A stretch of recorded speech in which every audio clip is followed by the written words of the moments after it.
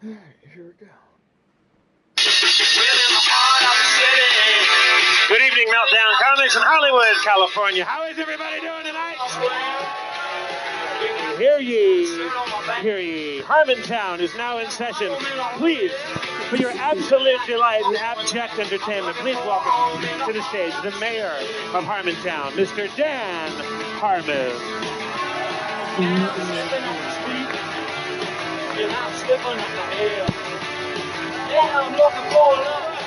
Thank you very much. Thank you.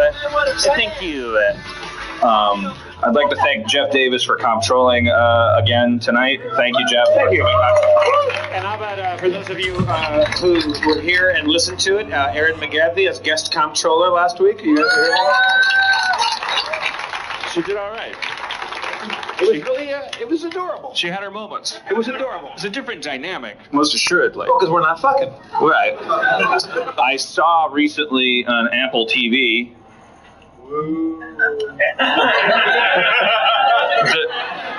the Gray was on with Liam Neeson. It's Liam Neeson fights wolves. Anybody, by applause, anybody has seen this movie? Like a good 8 to 10 people. Yeah. I have not seen this movie. Liam Neeson is a professional wolf hunter for a corporation. He's on a plane. It goes down.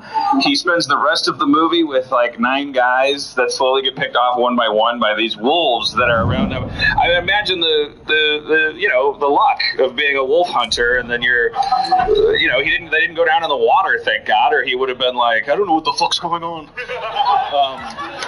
No, he knew exactly what was going on, and he wasn't very encouraging to the other people. He was very informative about wolves, and I've been talking like Liam Neeson about wolves like through the last 2 weeks about everything. When I'm making a sandwich, if somebody says like, "Is there mustard?" I go, "They don't give a fuck about mustard. They're killing machines. And if they've got cubs and we're within 150 yards of them, we're already dead." I have a question because I've not seen this film. So, what's your question? Can I ask you, Liam Neeson, some questions about the movie that Your questions don't matter. We're surrounded by biological killing machines. But go ahead. If you're a wolf hunter, how come everybody keeps dying of much? Shouldn't you be the right I'm not a wolf hunter. Wolves are the hunters. They aren't hunted. They don't give a fuck what we do. They've been around for 5 billion more years than us. They've got a mouthful of weapons. They've got 6 legs. The whole movie takes place in the Arctic, or somewhere cold.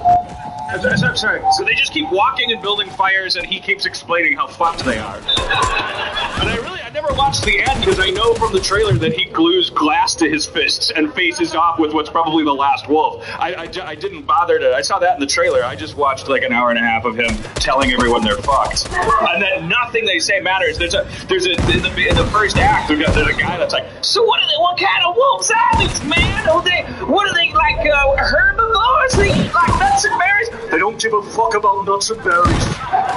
Like, that's a real line from the movie. The word fuck is in that movie more than anything, more than a Scorsese film. Like everyone's saying fuck in ways that you never even heard the word fuck used.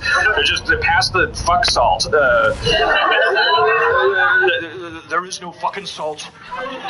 We're in a frozen sea surrounded by killers. They've got a kill range of 300 kilometers. If we're within half of that and they've got cubs, we're already dead. How did I have questions about that. I want. Well, I don't want to see the movie. The movie doesn't matter. Do you think these things give a fuck what you watch on a screen? They just want to eat your face. They can see you 300% further than you can see them. Their eyes are like microscopes and telescopes taped to each other. Their noses are sharper than their teeth. Their noses are sharper than their teeth? Yes. Who would win in a fight, a bear or a wolf? They don't fight. They hunt. Sorry, what was the rest of the question? I got distracted by something I could dismiss. I think wolf versus bear. They're not wolves. Oh, I'm sorry, they are. Sorry, I jumped the gun. Our guns don't matter, but I jumped them. I can't verify because I don't think I've seen enough of his films to know if you're doing a good Liam Neeson impression right now or not. I think it's pretty good. That's pretty good. Is it good? Yeah, it's pretty early in the night for the audience to be sarcastic. Those of you who were here last week, I bet none of you were here last week because I went headlong for Inception's throat like an angry wolf, and you could feel the rift between me and the flock. It just Bo Peep almost got sheeped to death. Well, see, I was listening to it just the audio, the podcast version of it. I didn't sense that the audience was that disgruntled by your hatred. It's their faces. You see their faces. Just watch. You at home that are listening on the podcast, you won't be able to participate in this, but just, Jeff, you focus on them. I don't know. Inception? It's kind of dumb. So look at that guy. Look at that guy. Yeah, he looks horrified. Yeah. But Harmontown is a plan that we have to form a colony. Because I think we feel we don't want to be dire about this. We don't feel like the world is ending terribly soon. It's not like a huge emergency, but it takes a long time to start a city of people who can carry humanity's torch. So what we want to try to do, probably on the moon. I keep thinking it's got to be on the moon because I just don't know. There's no place in Texas that's going to let us do this, and I don't want to go anywhere where there's like mosquitoes. They tried that once, and the ATF came down pretty hard. Yeah, don't groan it. I mean, groan the government. It's bad form to burn people alive. It's a terrible, terrible way to govern. I feel like it is too, actually. We have to talk about religion. We have to talk about politics. We have to talk about what we would do with our unseemly citizenry. Like, what do you do if somebody does something you don't like? It's going to happen in a room full of 200 people. Fall is here, and we could all use a stiff breeze. That's right. This episode is sponsored by Blue Chew. Guys, confidence can take you. There you go. But before, the first time I used Blue Chew for free. We fuck them. An eye for an eye. Fuck him? Yeah, you fuck Batman, we fuck you. It's not that hard, governments. We figured it out. That's it. All right. Now what do we do? Let's play charades. Also, a lot of my answers are, I'm just going to fuck you. Guys, thank you for doing that. It's not easy to be called upon. I'm like a drowning man in a pool. You don't have to applaud him. That's ridiculous. That was good. You can if you want, but don't ever do anything here that you feel compelled to do. That's bad governing. Did you not like the new Batman? No, I haven't seen it either. I've given up on movies. I don't even want to go to them anymore. So you didn't like the new Batman? I haven't heard anything good about it. It was silly. Silly. It's silly, he says. We should give this guy an identity. What's your name? Max. You should get a microphone, for fuck's sake. Well, you can have one if you want. Well, here's a Batman we can talk about because a lot of you people didn't even see it, and the ones who did probably blocked it out. Remember the Tommy Lee Jones Two-Face? I was explaining this to my 27-year-old girlfriend today. It was like explaining like Korea or something. Like she was going, "What? Come on!" Like Batman was sitting in the courtroom. Wait, is this hanging out? Because she started laughing. We were actually watching the second Batman, which everybody agrees is like it's it's certainly the best Batman movie we've ever seen. Are you saying it's like Korea and that there's north and south and it's divided like Two-Face? No. Down the middle of his face, there's the 38th parallel of. No, I apologize. I'm all over the place tonight. I meant like I'm like an old veteran, and I'm going, well, she's going, what were you fighting about, Grandpa? I'm like, well, we wanted the Korea to be different. Well, who gives a shit about Korea now? I don't know. We gave a shit back then. What if the character of Two-Face was actually a trenchant commentary on the Korean conflict? I don't remember which movie it was. It was either, I think it was the Danny DeVito as the Penguin one. I think it was still Michael Keaton was Batman sitting in the courtroom in his Batman outfit. And they show the origin of Two-Face in the form of a newsreel. And Tommy Lee Jones is questioning a mob guy. And the mob guy doesn't like the way it's going. So he pulls out, as they do, a jar of acid from his, the pocket of his double-breasted suit coat. Your jar pocket. And he flings it at Tommy Lee Jones, who it's a visual thing. I'll do what he did visually first. He uses a manila folder to block exactly half his face. And that's how he became Two-Face. And he has a contentious relationship with Batman, as Aaron Eckhart's Two-Face does with Christian Bale's Batman. In this version, just because, where were you when I got that acid on half of my face? And the answer is, I was sitting there in the courtroom and I just couldn't get over the gallery thing. Like, they show a shot of Batman trying to get over the courtroom, like, little people's court flappy door. It couldn't be more ridiculous. You'd have to show Batman, like, taking a shit to ruin the mythology more for nerds. Like, I just sat there in the theater and looked at Schraub, and Schraub looked at me, and we just... we started making out. I understand the appeal of Batman. Somewhere in our heart, we want a guy out there that's like rich, which represents the fact that America, it does work. It's okay to be capitalist. But, we need a hero. We need a Prometheus who uses his godlike powers to, uphold our value system. We're very... But Max, you said the new one is silly. Yeah, it's a little silly. And they're not taking it seriously enough. Well, maybe a little too serious. Oh, okay. You know what Liam Neeson would say about Batman? Doesn't matter. I'm determined that Liam Neeson pays off at some point tonight. He probably will. There's no payoff. You're not going to get paid, you're going to get eaten.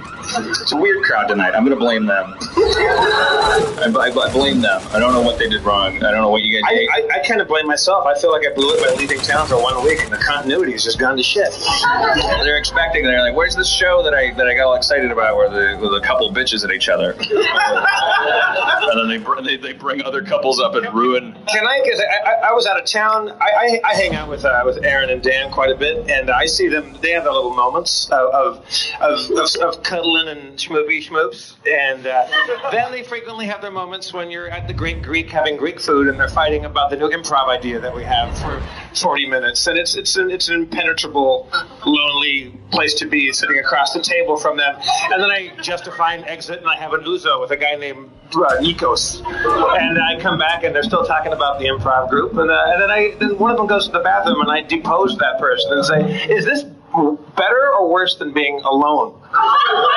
And then they pause for 8.5 seconds, and in that pause, I leave and have another ouzo with Nikos, and I come back, and there's no answer. Then they come back, and you guys are making out, and you guys look so happy together, and then you probably go home and have the worst sex of your lives. I have no qualification for that. That's true. That's it. So after that podcast, because there was a moment, you guys, you're very self-revelatory, and then what happened after that podcast? Did you guys go home and did you guys go Baskin Robbins like on Sunday, or did you go home and? Yeah, I don't know. That's just it wasn't really revelatory. That's just I'm dating me now. I'm dating myself with red hair. I'm dating another person that's like me. This is not we don't balance each other out. We just sink every boat that we step onto. Because we just go straight to the asshole section, which is there's only one seat there. We sit on each other. We argue about it as we sing. They don't call the stern of the boat the asshole section. But who wants to die alone? That sounds, Me. See you at the finish line.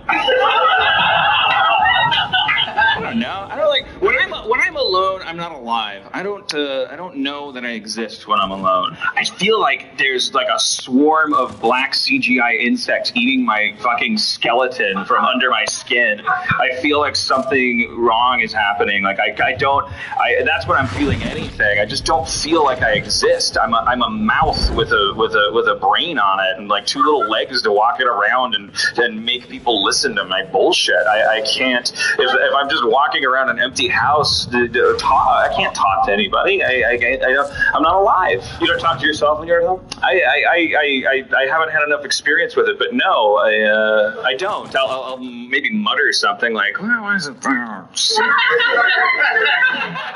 The bathtub's not working. How am I going to make the jets shoot up my ass? I don't know. Where did I put that mannequin leg? Can't find it. Frickin'. I just do Hanna-Barbera mumbles. Frickin' frick. I don't get it. I don't get it either, but I know what I like. I like a good woman to hate me.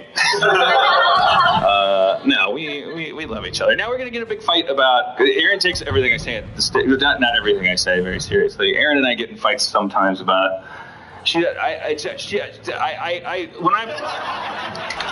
For those of you listening in podcast land, she's in row 2, seat F. When I stand up here for an hour, and for those of you who are new here tonight, in case you haven't figured this out, what I do in the show is I stand up here for an hour and waste everyone's time. While I'm doing that, I say whatever I can possibly think to say to make you not get mad at me and throw a rock at me. So in scrambling to say things that get rocks not thrown at me, I sometimes will say something that in the drive home, like Aaron will go, so you like raspberries, huh? I don't know. I don't know. It just seemed like the funnier word to use. I was like, well, raspberries. You called me that when you were mad at me. That's a terrible example. Why did I? Stupid.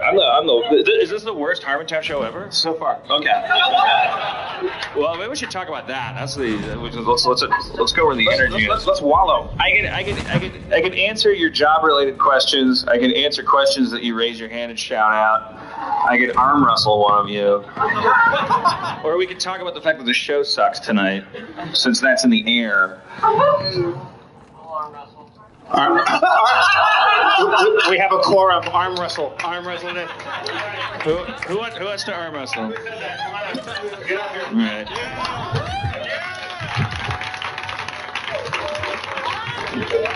All right. What is your name, sir? BJ.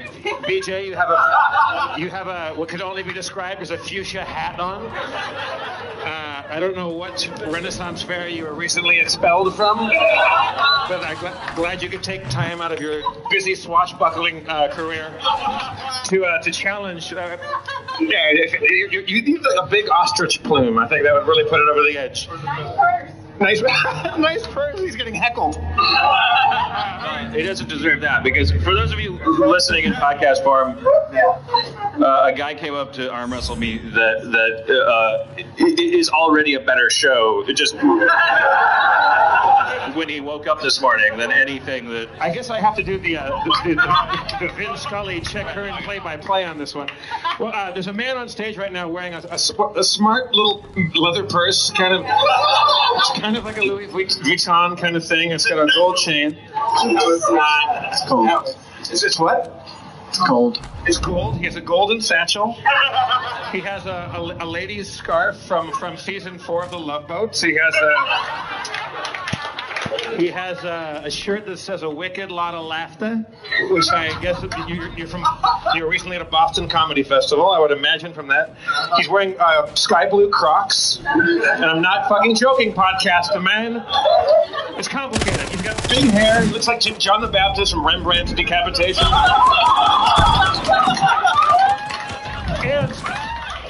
And I'm really going to throw a fucking wrench in this thing. He's put his left hand up on the stool. Oh shit. Okay. Yeah. We're going lefty on this one. Are you lefty, BJ? No, you're not. Have I taken time out of this yet to describe his turquoise Varney ironic glasses? Look, believe me, I'm all for it. This is fucking fantastic stuff. Is anyone taking photos? I want this on Instagram immediately. All right, you call the go. I'm gonna put my hand on top of both of your hands here.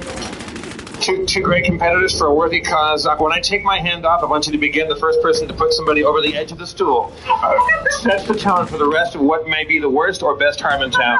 Okay. And begin. Okay, let's make it for $50. He's kind of a stalemate. He's thinking, I can't win because then I'm an enemy of the show. But he's toying with you. Trying to make it interesting. He has a bracelet on, which means he went to a club last night or recently gave blood. So maybe... Have I described it? He's got a fucking violet hat on. A violet. He looks like Miss Marple. No, what does he look like? What does he look like? He's just fucking with you. I can't. We're just both. Finish him, BJ. Finish him. Finish him, BJ.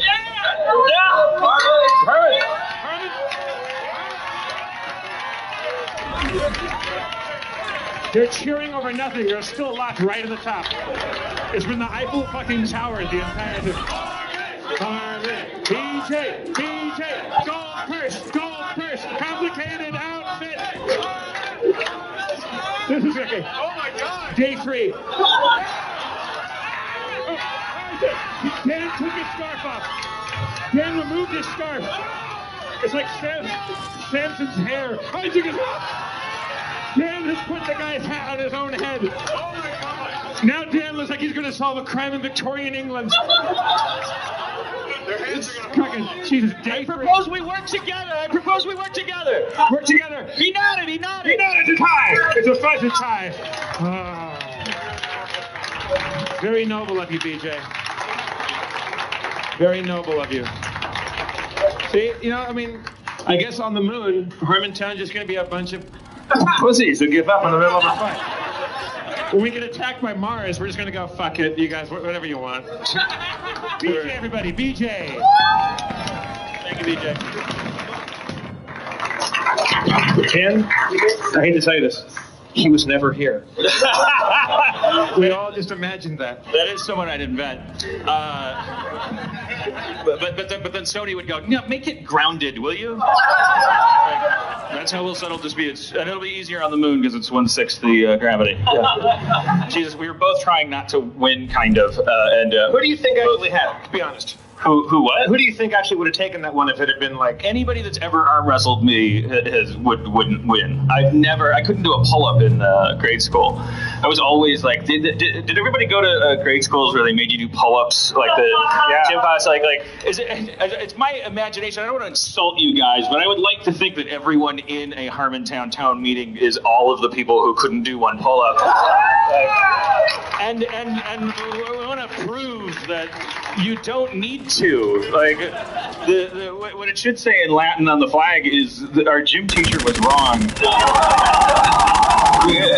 People die of heart attacks every day. Some of them were good at football, some of them weren't. Like, it has no bearing on lifespan, no tax bracket. It doesn't.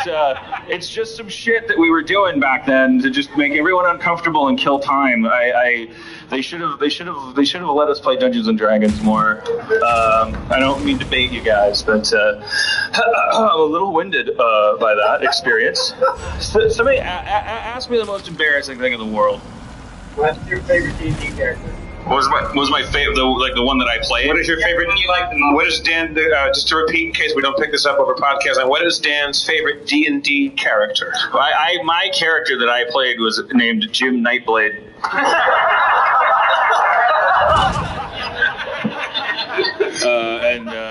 I was always partial to the throwing knife type, the thief, the assassin. Could you describe to me your dungeon master? Did you have a good one? Yes, Graham was the name of our dungeon master. He's the greatest dungeon master that ever lived. Because he was just insanely smart and Graham had hair down to his shoulders. He never washed it, and this was before Weezer, so it mattered. He had these big, thick, brown framed glasses, and he only had 8 shirts, and they were all from different state parks. Because it was obvious that he had to kind of adventure and nature fixation. I think it was like his dad maybe just like flew the coop and like you pictured him out there like climbing mountains in sandals or something, and he kind of like he had all these T-shirts that would have like a howling wolf on them, and it would say Montana, and then the next one would just say Alaska, and there'd be 2 owls on a branch. Those were all his T-shirts, but they all had permanent sweat stains in the armpits, and the kids in school would just their whole 4-year high school experience was just the only thing that they got from Graham. I got worlds that he created with his mind, and had a whole birth as a human being, courtesy of Graham. For the rest of the high school kids, they just figured out 90 ways to trick someone into raising their arms so they could laugh at his. They go, hey, where are the lights? Where are the lights? Oh, they're up there. Look, there's a sweat stain in his armpit. Yeah, God, when is that going to get tired? But he carried a woman's briefcase everywhere he went because it didn't. BJ. He fetishized Spock from old school Star Trek. Like he really, as a lot of like super nerds do, like they latch onto Spock or Data if they're younger because it's like it's logic instead of like all these trappings, like all this shit that makes no sense. Like, can you dribble a basketball, and what did you? Why are you with no white pants after Labor Day or whatever the fuck this stuff is? It's not. There's nothing logical about it. So you escape into this idea that you're just pure brain, and that's what Graham was. And he could have gotten a man's briefcase if he had wanted to. But he that wouldn't have been logical. Why would he buy a man's briefcase to appease like some kind of weird? So he just walked around with this, what was in the briefcase? The Dungeons and Dragons equipment, and all of his perfect homework assignments that he probably did on the bus with his mind and a laser pencil. Do we know where he is now? Have you followed up with this guy? He ended up going to MIT. Either that or he was a pathological liar. But I think he always wanted to go to MIT, and I think he got accepted there. And I never really saw him again. Actually, I did. I was in my 20s. He came and hung out, and he had a big tank of nitrous oxide in the back of a pickup truck and a garbage bag, and maybe he was a dentist. We just huffed nitrous all night out of a big giant plastic bag and talked about science, and then he left again. He was like Laszlo in Real Genius. That's why I picture him. Yeah, that's a good image to have. I don't know if he could pull off that beard, but he was the greatest dungeon master in the world. What makes you a good dungeon master? You have to be the world's biggest nerd and strangely arrogant about it. You have to be so proud of like how smart and logical you are. Didn't we try to play this? Didn't as adults play with Joe? Yeah. I tried to dungeon master. It was terrible. It was the worst. You think you would be good at being a dungeon master? No, you're an arrogant nerd. Yeah, I am, but not arrogant enough. Just I don't know. Maybe I smoked too much pot in my life or something. I don't know what it is. I'm not good at it. I worry too much about what people think about me. That's what it is. You can't be a good dungeon master if you're worried about people doing a good job as a dungeon master. Has everybody got that? Anybody else have another question? Do you want something embarrassing again? Yeah. Try to dig deep, man. Trying to embarrass you. Yeah. Make this a memorable night. So that when you walk out of here, you don't go, I was at the shitty Harmontown. You go, I was at the one where a pedophile tried to attack Dan. And then they wrestled each other to the ground, and then he took off the pedophile's mask. He wasn't a pedophile. He just had a purple hat on. That's not what I did. Oh, sorry, BJ. I wasn't referring to you. Wow. Jesus. Terrible. I saw a hand shoot up over there. Oh, that was BJ waving. Okay. Anybody? I'm not an underage child, BJ. Stop waving. Come on back there, yes? What's the most embarrassing thing you did as a kid? Most embarrassing thing you've done as a kid? Aside from constantly shitting my pants. Just constantly. What do you mean constantly shitting your pants? Just all the time. Just always pooping my pants. Is that a medical condition? Is that a thing? I don't know. I didn't like to go to the bathroom.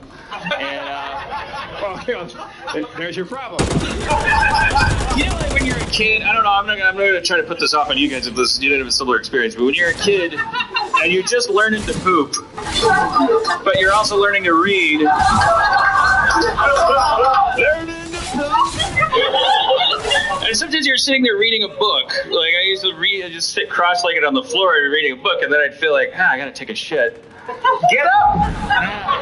Get up! It's Asimov. I'm not gonna get up. I want to finish reading iRobot. It's amazing. You're still gonna be seated when you read. I didn't get that part. I didn't understand that. I just would shit my pants. Wait, you're saying you were that into that book, or you're that lazy, or what's that? I don't really. Maybe you just have a weird.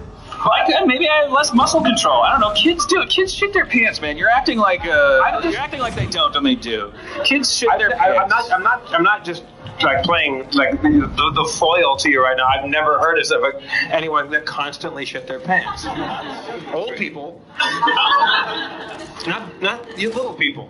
Do you remember that? Remember when we had Adam come up and read that email from my brother? Remember that? Yes. And he referred to a story that my mom told about how they used to put me in a closet when I was a kid and with books. That's a reference to when I was in kindergarten. I already knew how to read, and they wanted to know how well I could read because I came into kindergarten. I can read, so they would. This is in the 70s. It wasn't politically incorrect to like track kids and stuff. If you were, they wanted to know who's smart, who's dumb, how smart are you, how smart can you be, and all that stuff. We later realized it's kind of a fucked up thing to do. But back then in the 70s, it was the Wild West. Everyone was looking for Meteor Man, and I could read, so they would take me. This lady, Miss Piano, would come and she would get me. All the kids would start playing with blocks and stuff, and then this beautiful. I remember it was beautiful and tall, but it was probably the third woman I'd ever seen, and I was 2 feet tall. So, and she would take me to this closet. It was like a storage closet filled with all these books and like overhead projectors and stuff. And then it's not like they could devote resources to that, so they would just sit.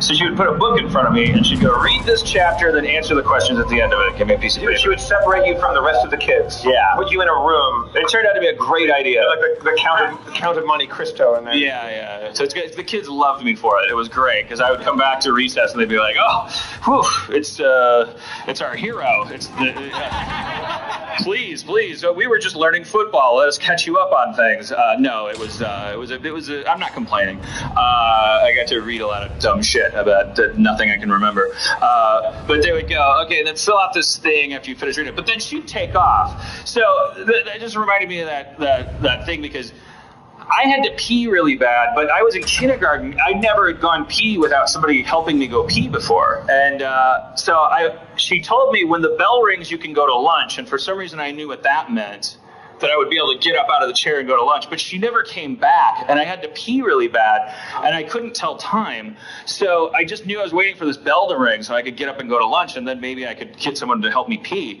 But I just stared at this clock, and I never knew. And then I was just like, if you've ever tried to hold your pee, like, and then when you're a little kid, your little bladder, it hasn't fought any dragons yet, you haven't gone to any frat parties or anything. Like, it's just a little muscle, just like trying to hold in all those Flintstones vitamins and things, and so I just stared at this mysterious circular dial, and then the bell never rang. And then I was just like, all right, here goes nothing, and I just pissed myself. And as I was pissing, I don't know if it's I don't know if it's the same for women, but once you start, you can't just. It's not like a. It's not like a valve. It's like Pringles. Start, and then it's like Pringles. It's a lot like Pringles. Once you pop. Yeah. So at the apex of me relieving myself in my little Oshkosh B'gosh overalls with a little iron-on D on the front of them. For real, which I called my D pants. My mom made them out of red denim. And they had a little blue cornflower blue D. And I called them my D pants, and I always wanted to wear them. And so these are what I'm pissing in, and the bell's ringing while so now the bell rings, so now I can leave. So I just remember getting up and just looking back at this chair in the middle of a storage closet with a big puddle of piss around it, and kind of going like, well, fuck her. Clean it up. Clean up your mess.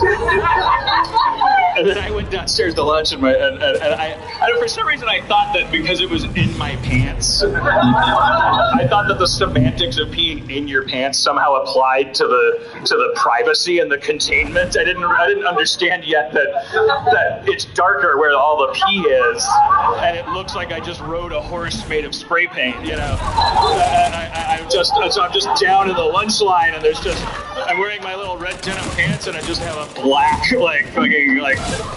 saddle, whatever you call that. And my brother was down there. My big brother is 5 years older, and he my brother. It's important to have a big brother. Like, they can stick up for you to bullies and stuff like that. And so I came down to the lunch line, and my brother looked and went like, "Jesus Christ, did you piss your fucking pants?" And all the sixth graders were like, "Holy shit, he did." They were actually more embarrassed for me than my brother. My brother wanted to talk it out a little more. Were you there at the Price is Right when the woman peed her pants? You weren't there, right? No, doesn't that happen every week? Well, we were both friends with Drew Carey, and he just got the job, and I went to go see it. We haven't talked about this in the show before, have we? God damn it was so good. I went to go see Drew, and he's like, "Hey, come on down to Price is Right. I really love doing this job. It's really fun. Come down, I'm hosting this thing. It's like a big rock concert. It's great. Keep talking. I'm gonna get a drink. All right, my dad's gonna make a drink." And so, but you're right there in the thick of it, and it's pretty exciting. And if anyone's ever been to the to a taping of that, it's like going to a Beatles concert. It's just people are so happy, and so people are screaming. It's really delightful. And you get a little yodely guy that goes up the thing. And God damn it, I love that fucker. Yeah. So Dan was there, like, kind of bashful, like, when you're getting your Plinko chips, and you're like, "Is the kitty litter cost $35? It costs $25." And Dan's like, "It costs $35. That's the kitty litter. I buy the same kitty litter." I'm like, "Yell it out." And Dan's like, no. She's looking at the audience like, "You have the same kitty litter." You yell it. You got really nervous about it. You're like, "It's $35. And she gets it right. And it's like, it's exciting as shit. Yeah. So there's a woman that gets up there, and she, I don't know, I would maybe put her at 40-ish, and probably a mom, couple kids, and just a nice lady, got little mom jeans on, a little blouse, and she comes up, and she's down the contestants row, and I'm sitting right behind her, and I'm sitting with a bunch of Marines, and this woman, she's one of the first people called down. She's there from the very beginning, and from the get-go, she's losing her mind, but she's also holding her crotch in the pee-pee dance fashion. So she's doing like that, like she's happy as can be, but she's holding her pussy, like a little baby holds you hold your crotch when you think that can stop the flow, and it can't, but you do your best. It's mind over matter, and she's just smiling and happy. She overbids on the washer and dryer, and then they go up and do that. Then she overbids their underbids on the pool table, and then they go to commercial, and she's still there. And she now is like, every time she's still so happy to be up to bid. Now she's holding on for dear life, and front and back. So one around the front, one around the back. She's worried that it's like whack-a-mole, that it's yeah, it's like that. So the best game in the Price is Right universe is, of course, Plinko. And when Plinko comes out, it's like it's bedlam. People go mad. And well, first of all, you don't know. She bids, she wins, she comes up on stage, the curtain goes up, it's Plinko. And at that moment, when she had come up on stage, I could see the little saddle of the spray paint horse pee-pee stain on the thing. She had wet herself. And she was still holding on to herself. She had let a little go. And the whole audience is like, "Ah, whoa!" Sorry, she gets up on stage, she's one of the things, she hugs Drew, we see the pee. I'm now embracing two Marines, like we're closing ranks. And then the Drew can't see it, the whole audience can see that she's pissed herself a little bit. Then the curtain goes up and Plinko comes out, and then it's fucking over. She's just doesn't care. She's jumping about. She's just as happy as can be, and she's peed herself, and the whole audience is like, because you put yourself up on stage and like, "Oh, baby, like you're like you're on camera, like your family, and but she just doesn't care, so she becomes everybody's hero." And I believe you get 5 little chips, right? You get one for free, and then you get 4 bid prices and things like that. And she gets them all. She just nails them. That's 12, that's 14, that's 38. She just nails the clock radio. And she's got all of her chips. And only at that moment, because Drew Carey has to follow her up the staircase to ascend the heights of the Plinko. Drew's the last one to know. Yeah, Drew's the last one to know. Because Drew is like Drew's only been hosting the show for a few months, and he's kind of seen a lot of stuff go down. But clearly there's some other frisson in the air. Where it's like something else. He's just going, why is this woman so focused and clear-headed? Yeah, right. It's as if she doesn't have anything left to care about other than getting prices right. Also, the audience is in some weird kind of just like we're all just holding on to each other, and we just don't want her to be embarrassed. We don't want to see a woman realize what's going on and run off the stage, and we just don't want to see something terrible happen. So she gets up on stage and she beats Plinko's dick all around the fucking room. It's just fucking 10,000, 5,000, 10,000, 2,000. Like, she just lights it up. And she won, I think, the second most money in Plinko history. And Drew was the last person up the stairs, and he finally figured out what was going on in the room. And he goes, all right, so I am so-and-so, go up the stairs. Oh, boy. Because he was absolutely eye level with her pants. And he goes, okay, let's get you up here and facing the other direction. And he got it. And they took her backstage. I don't know if they gave her a new pair of pants or they gave her a hair dryer. But she came out, she won the fucking Showcase Showdown, and the entire building was chanting her name. Because, yeah. And I wish I could remember. I wouldn't repeat it. Well, God fucking bless you for peeing your pants and not caring. That's cool. None of us would do it. None of us would do it. All right. What is your advice, writes an audience member, for screenwriters looking to get into writing for TV? Obviously, I'm the last person you should be asking. That's not true, because you have shows. Well, I remember what I did. Yeah, don't do what I did afterward. How do you get into I swear to God, this is going to sound like a glib, jaded thing, but I swear to God, it's my honest answer. It's not a jaded, cynical thing like it's going to sound. Don't have an idea like that much. Don't. Community wasn't. It's just Cheers. It's just Taxi. TV is not. We're not going to a sitcom to have our minds blown by the concept of the sitcom. That's my best advice for TV. I think too many people make that mistake. Science fiction, maybe, if you want to do a sci-fi drama, then maybe what's drawing people in. I've never written that stuff or pitched that stuff to anybody. So, but you're about to go back into the market potentially and write another half-hour show, right? Yeah, I'm closing some deals. But do you have ideas, or are you going to? No, absolutely not. And I would be a bad sitcom writer if I had any ideas. My ideas start because the system it's got its own momentum, and what the tough thing for TV writers to learn is that you want to. Yeah, it's really important to be super talented. That's fantastic if you can manage that. But what you really need to do is understand that everyone wants to help, and they're all getting paid a lot of money to help. So just work less and think less. You're going to be just as talented a writer whether you think a long time about what you want to write or not. What you're being paid to do is be smart on paper in the execution of a script, but they want to say, could he work at a pickle store? Just say yes. Yes. The answer is yes, he could work at a pickle store. Because then aliens can still invade the pickle store in episode 5. It doesn't matter. If you want to get fired later, you can figure out how to do it. My boss stomps all over my soul furiously and regularly. This is Max again. How do I get paid more for enduring that? I think this person's baiting me.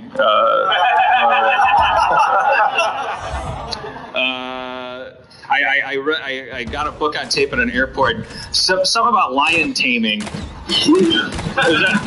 guy that tamed lions wrote a book for CEOs or something. He was writing a book, but it was all about. I listened to it for a while. It was kind of interesting. He was talking about basically how to make assholes think that doing what you want is their idea, because that's what a lion tamer does. Obviously, lions can rip your head off if they want to, but what lion tamers are doing is convincing the lion that, like, for instance, when they stand on those stupid little pedestals, the lion thinks that it's defending the pedestal. It thinks that that's its pedestal, and that the lion tamer really wishes it could be up there, and the lion's going like, stay away from my shitty little bongo videodrome that you're left standing on. And the audience is going, what a dumbass lion. The lion is really proud of itself. So it was all, the answer to the question is somehow you have to trick your dipshit boss into thinking that he would be even dumber for not paying you more. I don't know how to do that. Otherwise, I would have picked a better job than I picked. So I don't have any bosses, and as soon as I do, I got 3 years before they're all over my ass to fire me. I don't want to sound like a broken record, but I got fired. What do you think? I mean, this might be beating a dead horse, but what do you think their justification is for firing you? What would they say in the like if you like? Sorry, what was the question? What would they? Not their press release answer, but why do you think they fired you? Oh, it's cost-benefit ratio. The NBC moved the show to Friday night at 8:30, and said only 13 episodes. So that's NBC saying you're basically almost canceled. We're about to cancel you. So what is Sony going to do with that clock, with that shot clock? They're not going to give the ball to psychopaths. Like what am I going to do with 13 episodes? It's not going to be the thing that makes NBC go, oh shit, we had you wrong. Get this guy back at 8. Put him at 9:30 on Thursday. This guy's the best. If your motivation is like to get a show running and syndicated and as long as possible, you definitely, it's not a dumb decision to bid me adieu. It's a boring answer. I'm just an asshole that doesn't. I don't take notes very well. I don't like. You could give me 5 notes, and if one of them was what I was going to do already, I'll say that's a good idea. But it doesn't. It only fools them for three seasons. Will drugs be allowed in Harmontown? Yes, of course. I don't. Would there be some drugs that you would not allow? No, it can't be. Honestly, like, we have a big problem in this country right now with like momentum. Like we are all freaked out because we go, oh shit, if you legalize this tomorrow, whether it's a certain kind of gun, and all this stuff makes perfect sense, but it's only given the situation that we have. That's why we have to start over. Because the truth is, hand grenades should be able to grow on trees, but we should have self-control. Like we can't. Because what if some guy just in his garage invents a laser wand that if you touch people with it, their body just disappears? Does that guy get to be the most successful person in the world because he invented that? Because he can't be prosecuted for his crimes. He's just going to go up to people. You don't have any evidence to convict him. Like the mailman comes over and he goes, fuck you, I don't like your cheekbones, and he makes him disappear. Does that guy get to be president? Or is it wrong to hurt people and make them dead? It's obviously the latter. It's wrong to hurt people. We have to remember that that's really the star we're pursuing here. We can't get too hung up in how to make nobody hurt anybody.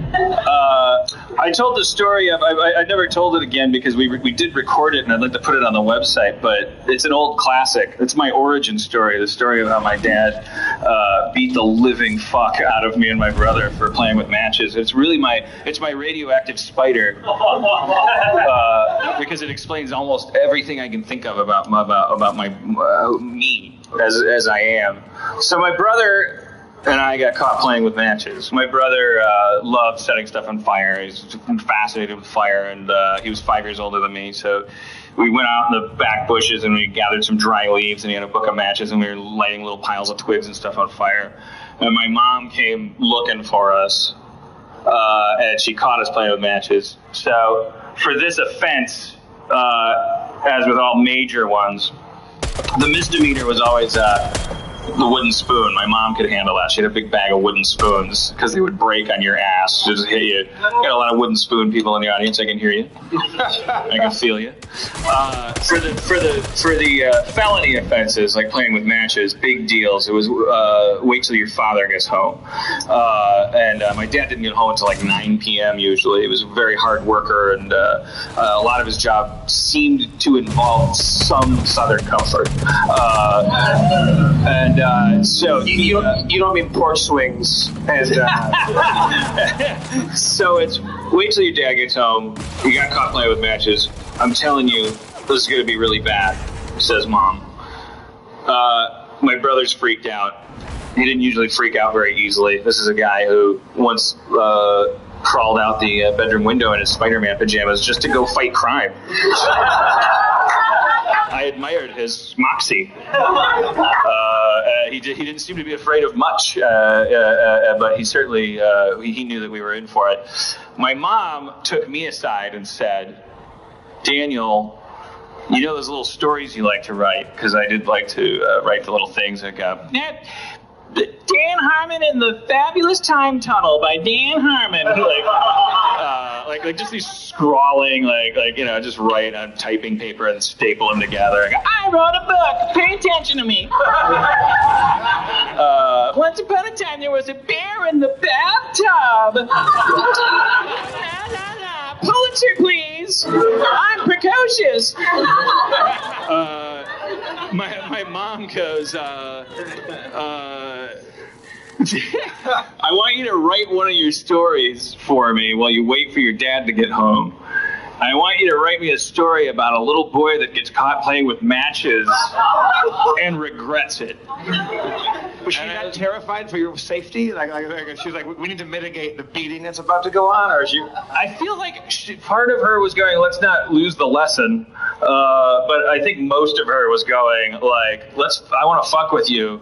I am basically the bad guy from Tango and Cash right now. I want to just kind of psychologically. I don't know. My mom's gonna listen to this and go, "That's not what I was doing." Fuck you. You're so old. How do you know? How do you know what you did? What'd you have for breakfast this morning, Mom? As a special request, as the story continues, whenever she says anything, can you say it as Jack Palance? from Tango and Cash. I want you to write one of your stories. No, I'm not gonna do that. But I write a story, and I want you to write it about a little boy who gets caught playing with matches and learns to regret it. So I think in my head, if I tackle this adequately, this could be my ticket. So I sit down and I write, once upon a time, there's a little boy I was like, just lose that fucking bear in the bathtub shit, this is the real deal, Harmon. No, but it's who you are, Write what you know. And a little boy got caught playing with matches, and then his dad came home, and I just went into all this detail about like where they're lighting leaves on fire, and they thought it was a good idea, but boy, did they not know that it wasn't. And at the end of my story, the dad comes home, and he reads the story that the little boy wrote. See, this, you're already getting it. This is why I got fired. It's like, this is confusing. It's a story about a story. You were meta. I think just lazy, but yes, it came to be called meta. At the time, we just called it zero research. At the end of the story, the dad comes home, reads the story, and realizes that the kid felt so bad for playing with matches that he didn't need his spanking. And the end. And I gave it to my mom, and my dad still wasn't home, and my mom just read it in silence. She went there, yeah, this is really good. I don't buy the ending. For real. Not kidding. Third act problems. Yeah. So I'm sorry I don't handle notes well. Sometimes it means I'm gonna die inside. But she's right. You should have said. And then my father came in and he kicked the shit out of me, and I called the police. Right. He's now serving 15 to 20 years in a minimum security prison, and the neighbors came over and said, "What the fuck is going on? No one else is doing this. You're insane. This is like a horror movie." Yeah, my parents always said, like later when they, everyone's parents, if there's anyone in this room that's ever had like hands-on parents, the story, like they always go, they turn into little raisins, and they're fine. You play pinochle with them, and they're like, you can never. And they always go like, it was the 70s. Everyone was doing it. And I'm like, I did name 3 people who were doing it. John McEnroe? Who was that? Mary Lou Retton? Who was doing it in the 70s? Did you see it on a Wheaties box? What are you talking about? So yeah, then my dad came home, and the rest of the story is terrible. It's but I never got my spanking actually, because my brother's was so bad that there was a medical emergency. Yeah. My brother had recently had his tonsils taken out, so shit takes a fucking turn. And my dad often. I feel so bad if my parents listen to this, because they're good people. Everybody should understand that. Now that we're podcasting it, I feel like you can't. I think that the statute of limitations is over. No, but but they're not on their emotions. All right, yeah, you're probably right. Yeah, you know what? It would be like hitting my parents with a belt to talk about. It would hurt them at a very vulnerable time in their lives when they can't do anything about it. How about this, Dan? Why don't you tell the story? We'll record it, but before we air it, and we have the option to edit it, have your mom and dad write a letter or a story. About a son who grows up to be a famous writer, has a podcast, who can fucking lampoon those cocksuckers. Come on, you met my parents. You love them. They're great. They're great. Everyone's great. The whole world is great. It sounds like we end up in these roles or sealed off from each other, not understanding things, acting out. My dad came home. Matches. All right. Well, I know what I have to do because my dad's dad did it and his dad's dad did it. Never mind the fact that all these people are insane. But my dad took off his belt and he always had this catchphrase. He'd say, "This is going to hurt me a lot more than it's going to hurt you." But he was always so drunk he'd get it mixed up half the time. And just say the scariest thing in the world. This is going to hurt you more than it's going to hurt me. I know that. It's like it's terrible, and that's not the way it's supposed to work. Yeah, that's how cold I am, and how it's like if a nurse said you're gonna feel a large stabbing in your arm, you're gonna hate it, and then the blood's gonna get siphoned out of your body. But just think of puppies burning while I do it. Now, what kind of father do you think you would make if you had kids? Let's say you had 2 boys. Let's say like 5 years from now or 6 years from now, you've got a 5-year-old and a 1-year-old. What kind of father do you think you're prepared to be? I don't know, man. That really scares me. My girlfriend's in the audience, but I was telling a story last week of how I was working on shelving units, and like Aaron was there, and I cut the shelves wrong at Home Depot, and they didn't fit for like the 3rd time, back and forth, and I just I kicked shit and threw shit. Sometimes the cat, like, before I figured out what the cat was doing, like, why it was meowing with turns out it had a toy in its mouth and it wanted to give me the toy. But like, so the cat would just meow constantly, and I would I'd get up and chase it. I'd be like, shut the fuck up! And then I get angry. The cat was giving you notes? Because I don't know if you've ever met a 2-year-old.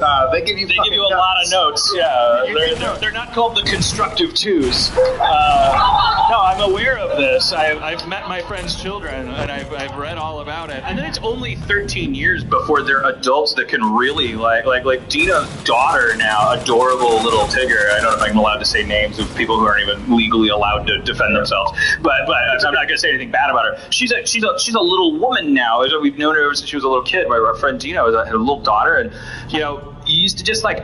I remember when she loved Bananas Foster. It was a dessert that Dina would make for her, and so I would do a little character called Bananas Foster. I'd go like, "Hey, I'm Bananas Foster," and I'd do a little dance, and she'd giggle. I was like a rock star. Yeah. And now she's just texting, and like every once in a while I catch a cold glance, and she's like, "Blech." And I want to be like, "Fuck you, man. Just because I'm not good at football." That. There's that too. Like kids, like you've only got 12 years before they're actually like when they hit puberty, they become like. Now they're rolling their eyes at you, and they actually have eyes to roll, and like using sarcasm and stuff. Like that's only 12 years after it was adorable for 1 year. It's I'm prepared. Do you want to have children? I do really badly, but I'm terrified that I'm not going to be able to handle it. Was the whimper how you said that? I feel. I really do. I'm terrified I'm going to be a bad dad, and I'm also. I definitely, the solution isn't to be one of these horrible pussy dads that are all over LA. You see people walking around Target and the kids just screaming their head off, and the people are just going like, Martin, use your indoor voice. Like, come on, shame the kid. Yeah. It's public. Like, my mom only had to have one conversation with me. Like, she didn't need a wooden spoon for that. Like, I said some shit too loud in a Target, and she was like, you don't talk like that outside the house. And if she was allowed to, she would have said N-word. Like, it seemed like that was coming, didn't it?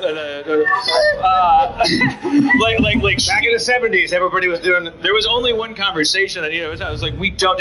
My mom would say it logically. Like, I remember the logic seeping into my brain. Like, be in a movie theater, and he was like, what if everyone was talking right now? Shut up. Yeah. I go, oh yeah, she's right. She's got a point. I remember, like, I was at a friend's house and I said something kind of rude in front of.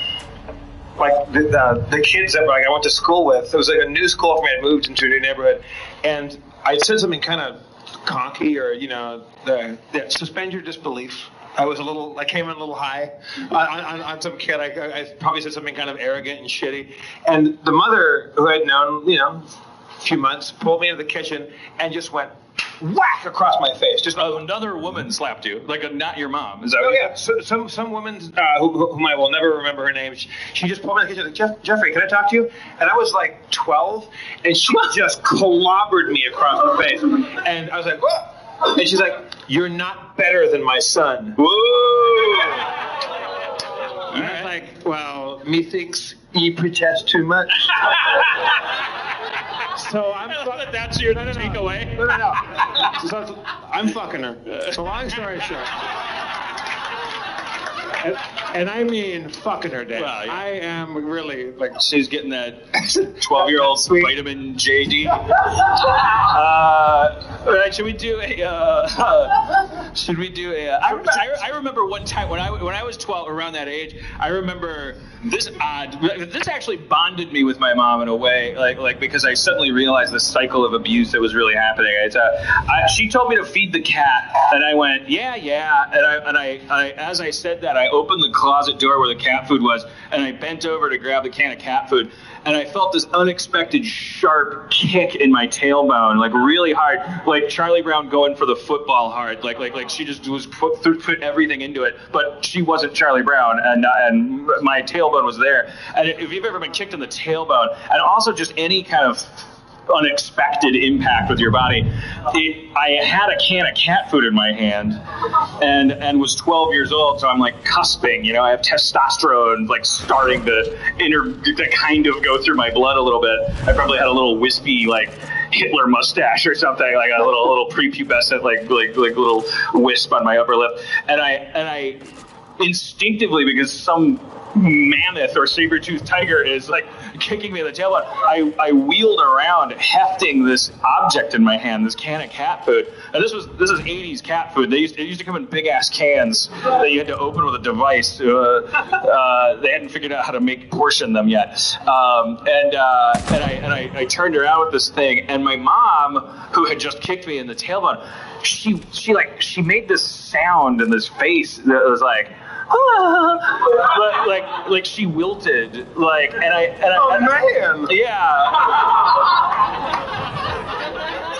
And I was like, oh, I get it. It's just like white trash, like larva becoming a bee, like I'm supposed to do this now. And I was like, what did you do? And she's like, I thought you were being snotty. Like she didn't know what she was doing, and she knew what I was supposed to do, and she was okay with it. And I literally broke that cycle there in the pantry that day for myself, because I was like, Jesus Christ, no. I'm not going to bludgeon you to death like Chris Penn at the end of Shortcuts, and then have kids of my own and find a nice closet to store our cat food in. I'm not going to keep doing this. All right, let's see. We had some success with this as a closer for last week. We got a bowl full of questions. We can do a lightning round. Speed round. All of my answers will be 5 words. Okay. No. 3-word answers. I like their attitude.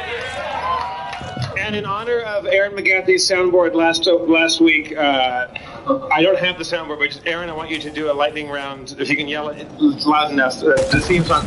Everybody, welcome to the Harmontown lightning round.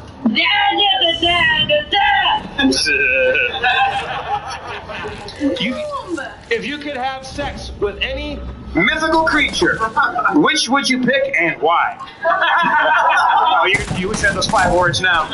Cerebus, comma, more mouths.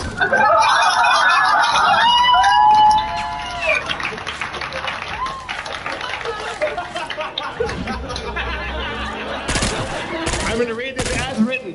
I'm going to read it as written. Would ever write a play? Yes, would.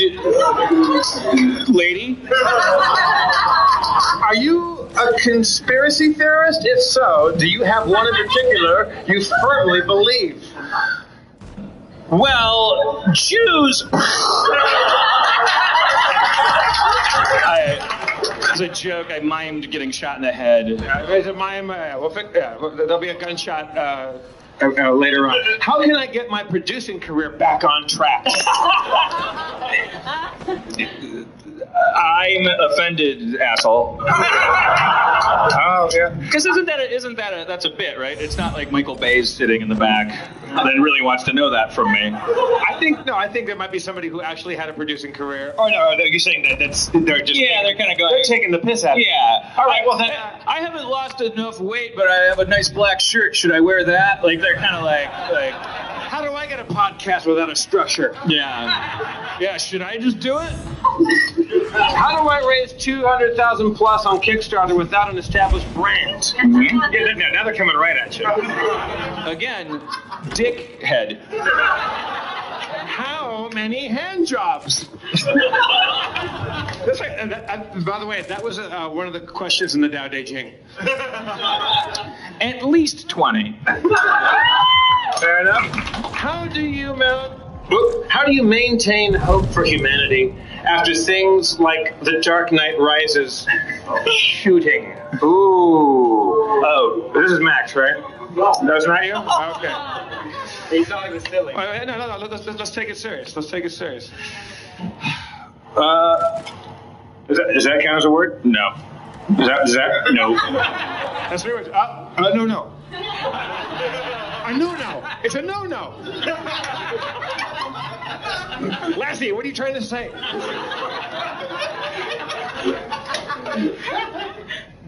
You okay? Take it serious. Realize. Painted himself into a corner. Mankind fails.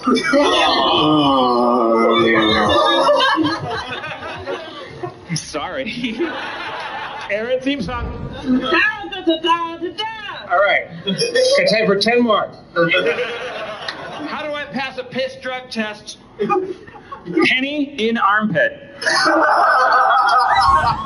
He's not lying. Uh-oh.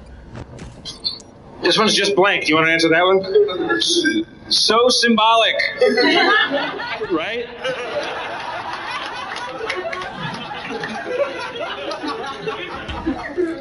If I blow a guy to get a job in Hollywood, should I swallow? Dad, you're drunk.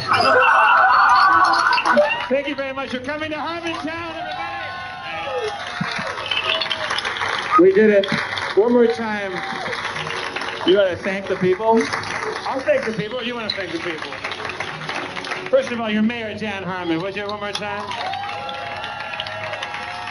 I'm Jeff Davis, your comptroller. I'd like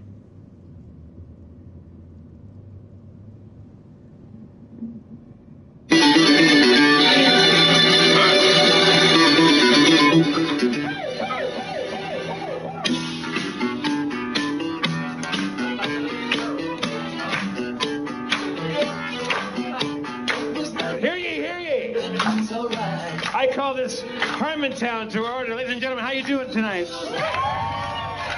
Fantastic. Welcome to the Nerdist Theater in downtown Hollywood, California. Thank you, loyal Harmenians, for being here at the Nerd Melt Nerdist Theater. And thank you, listening in podcast land. Ladies and gentlemen, last week we tabled the issue of child abuse and peeing in your pants. Tonight's topic, we tend to discuss technology. Please put your hands together for the mayor of Harmontown, Mr. Dan Harmon.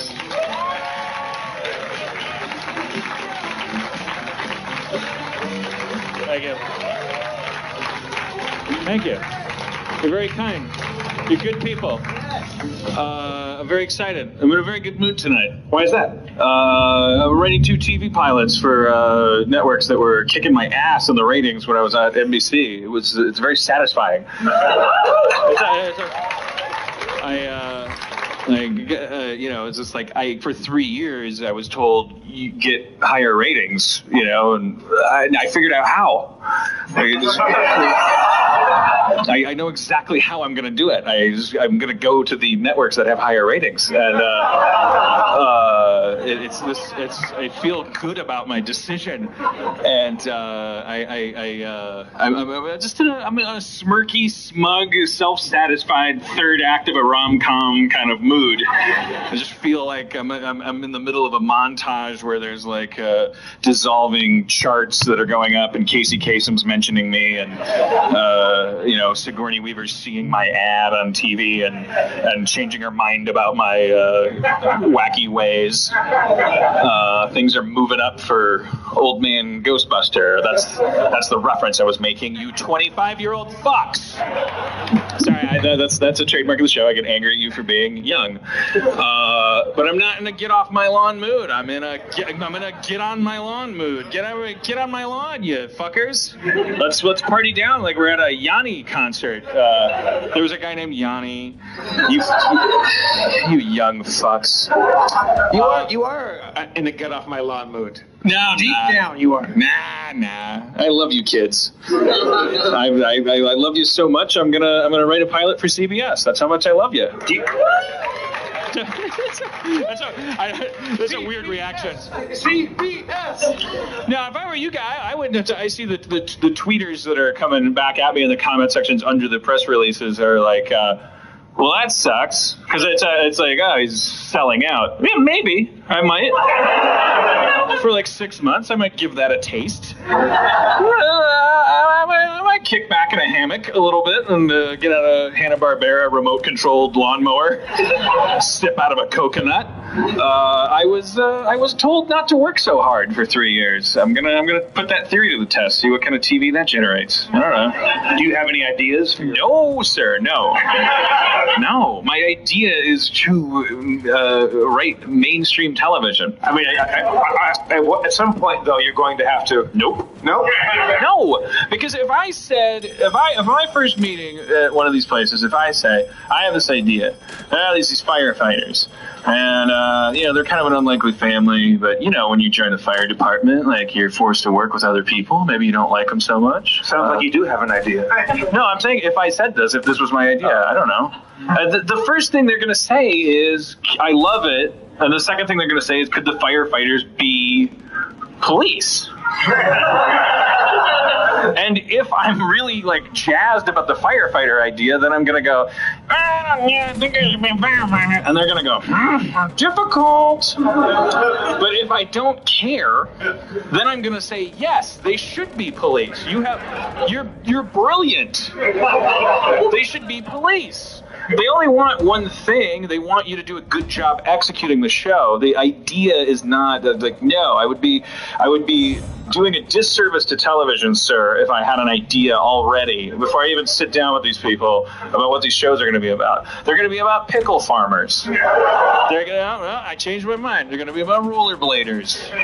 No, you know what? Fuck rollerbladers. They're going to be about human spiders. Unless that's not what they want. I want to see the Human Spider Show. It's weird because they're human, but they're spiders. There's going to be some very, very funny situations that arise from that. You should call it Spider-Man. Yes. All right. I like it. Spider human. Yeah, well, Cheers wasn't an idea. That's a bar. Well, that's what I mean. I mean, do you have your? Is it a taxi stand? Is it a bar? Why not let them handle that? Why is that the hard? Why not let them say, you know what's hot these days? Slinkies. Yeah, you're right. Slinkies with 2 E's and a Z. That sounds like a good idea. Now, I'm making it sound like I'm going to write something dumb. That's not the point. The point is I'm going to hoist my sails to the wind that's there. Unfortunately, I furnished the rumor mill with a lot of rumors about what a shitty boss I was. I don't know. I haven't seen any official accounts of how bad I was. Do you think that you were a shitty boss though, by your own standards? Well, no, not by my own standards. But the problem is it's an elitist industry, so certainly by the standards of the poor fucker that has to haul cable down on the set, who would have to haul it. His job is harder the more time I take with a script or something like that. So yeah, by his standards, by anybody's standards who would prefer the schedule work better, yeah, I'm a shitty boss because I take my work too seriously. Fall is here, and we could all use a stiff breeze. That's right. This episode is sponsored by Blue Chew. Guys, confidence can take you far in life. We all know that. It can also help in the bedroom, especially when it comes time to step up to the plate, and that's where our friends over at Blue Chew come in. Blue Chew, as you know, is a unique online service that delivers the same active ingredients as Viagra and Cialis, but in chewable tablets and at a fraction of the cost. So you can take them anytime, day or night. You can plan ahead, or you can be ready whenever an opportunity arises. I don't know about y'all, but there's not a lot of planning going on in the Forster household. So you can just pop that sumbitch in. There you go. Just sign up at BlueChew.com, consult with one of their licensed medical providers, and once you're approved, boom, you're going to receive a prescription within days. The best part, in my opinion, it's done online. So you don't have to go to the doctor's office. Then you don't have to go to the freaking pharmacist where you've known the girl for your whole life. You went to high school with her, and then you got to go up there and be like, yeah, for my wife, really need it medically. From single camera half hour into multi-camera? No sweat, buddy. Here's the thing: more cameras. It's like if in baseball you could have 2 bats in your hand. Yeah, but that's more cable for more sorry fuckers. Yeah, but they're gonna get home by 5. N-word. because you're gonna you're putting out a little play every week. You can't just say N-word, and think that you're not the people don't know that I mean. They know what you just called me. Yeah, but the point of the N-word is not the word isn't like abracadabra that actually casts a magic spell. Can you feel all the eyes burning the back of your head? Our ambassador, African American in the front row. Yeah, the only 2 black people in the building are seated in the front row right now. I mean, you're so lucky you sat in the front row, because if you were in the back, you were turning. You can say, but anyways, no, I'm right on this one. I don't mind.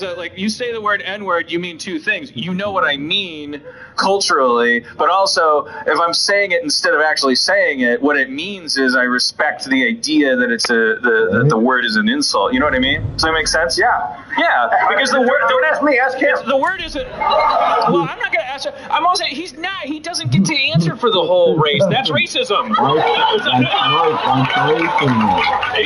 Fuck him, or I love you. I don't know. It depends on you.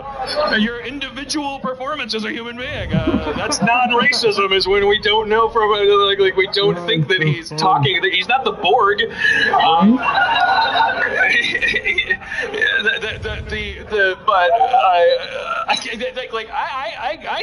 The problem is the intent behind the word. Language doesn't. The English language is a bunch of sounds that we make. Do you know? I went to Montreal. There's a bunch of stores there called couche-tard. To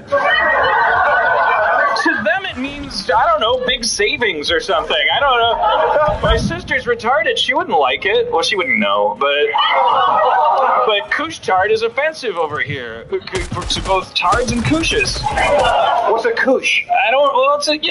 It's what your Scottish friend would call a wizard. Yeah, we just found out. We have a Scottish friend. We just found out that a slang term for vagina is wizard sleeve. Wizard sleeve. I thought she said wizard. I was like, that's the first great word for a vagina. That's so respectful. It's this oracle Like it looks like you're going to it for instruction and enchantment. But to me, like men are visual thinkers. It conjures up a wizened old dude with a beard and a robe. That makes you a hero. I like that tells you when you're doing it right, when you're doing it wrong. That has all the power. I am calling pussies wizards from now on. I think that's fucking beautiful. Sleeve is gross. Like that's envelope, wallet, any object like a sheath. Obviously what you're saying is it's an object. That's no good. We stumbled onto it on accident. Call it a wizard. And if it's really fucking nice and you really love the woman, call it Merlin. So man, I was with Tabitha last night. She's got a fucking straight up Merlin, bro. Man, but I was out with Tabitha, and she's got a Voldemort, man. Right? Yeah. Is that a wizard? I don't know. Yeah, but I think a good one, isn't it? I don't know. Is Voldemort good or bad? He's bad, okay. A guy went like this, he gave a thumbs down.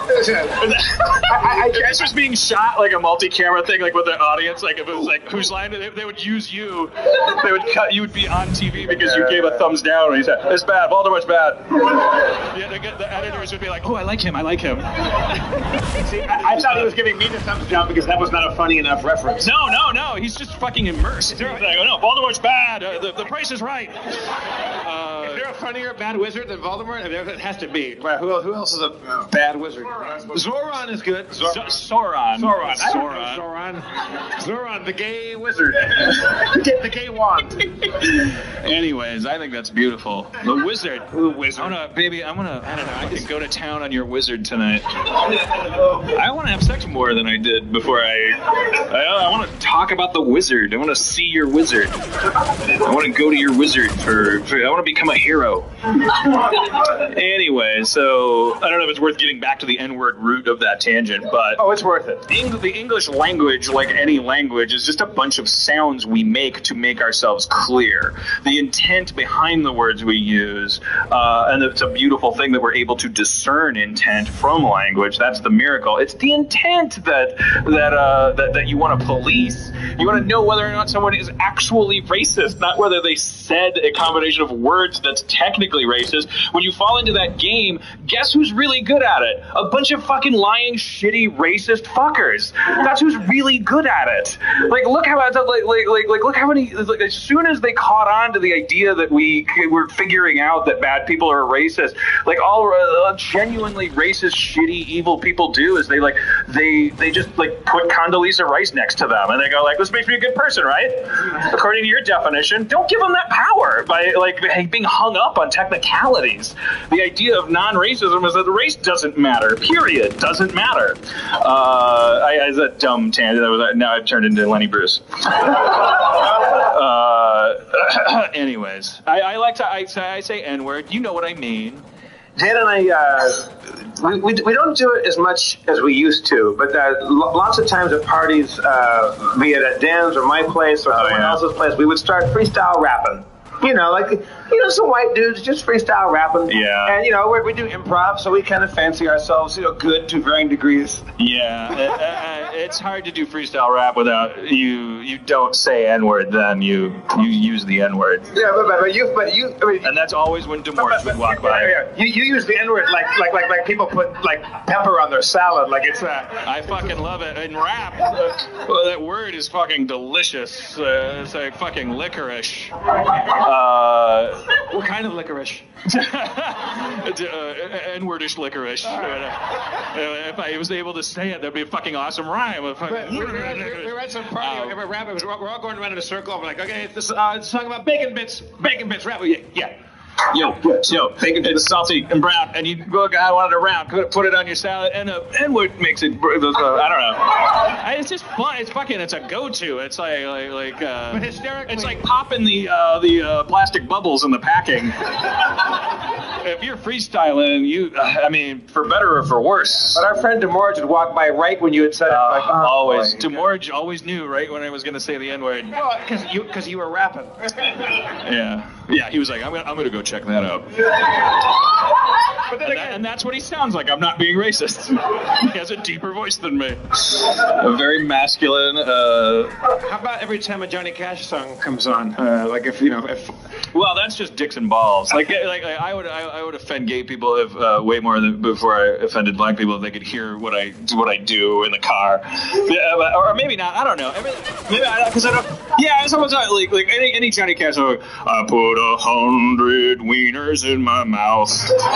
I put my dick in the north and in the south. I put my balls and anus in my dick. I suck the balls. I lick the dick. It doesn't. It's so fun. I want to record an album. they love it. I put wieners in my balls and in my nuts. I put my dick in my anus as a butt. It doesn't, like, the fact that nuts rhymes with butts, by the way, is a fucking godsend. It's amazing. money in the bank. The only thing that rhymes with mouth is south. You're fucked. As soon as you say mouth, like, Jeff starts rolling his eyes, like, I guess something's gonna be south next. But fucking nuts and butts. Like candies and nuts. That's fucking great for Johnny Cash riffing. I'm telling you, listen to any Johnny Cash song and like just start tapping your foot and like just fucking go for it. You don't have to be clever. Just talk about. I hear the Sorry. All right, we'll start again. Okay. Sorry. I'm not as familiar with this one, but it'll probably work. Yeah. I'll start you off. I see your wiener coming. It's coming in my mouth. I've sucked in every direction from the north to the south. Then I put your balls inside me and shoved them in my butt. I got sent to Folsom Prison for licking dicks and nuts.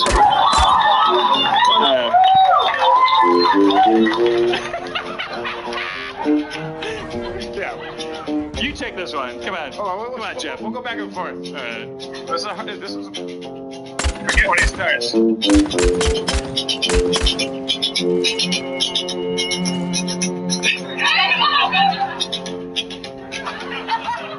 I put my dick inside my mama's ear.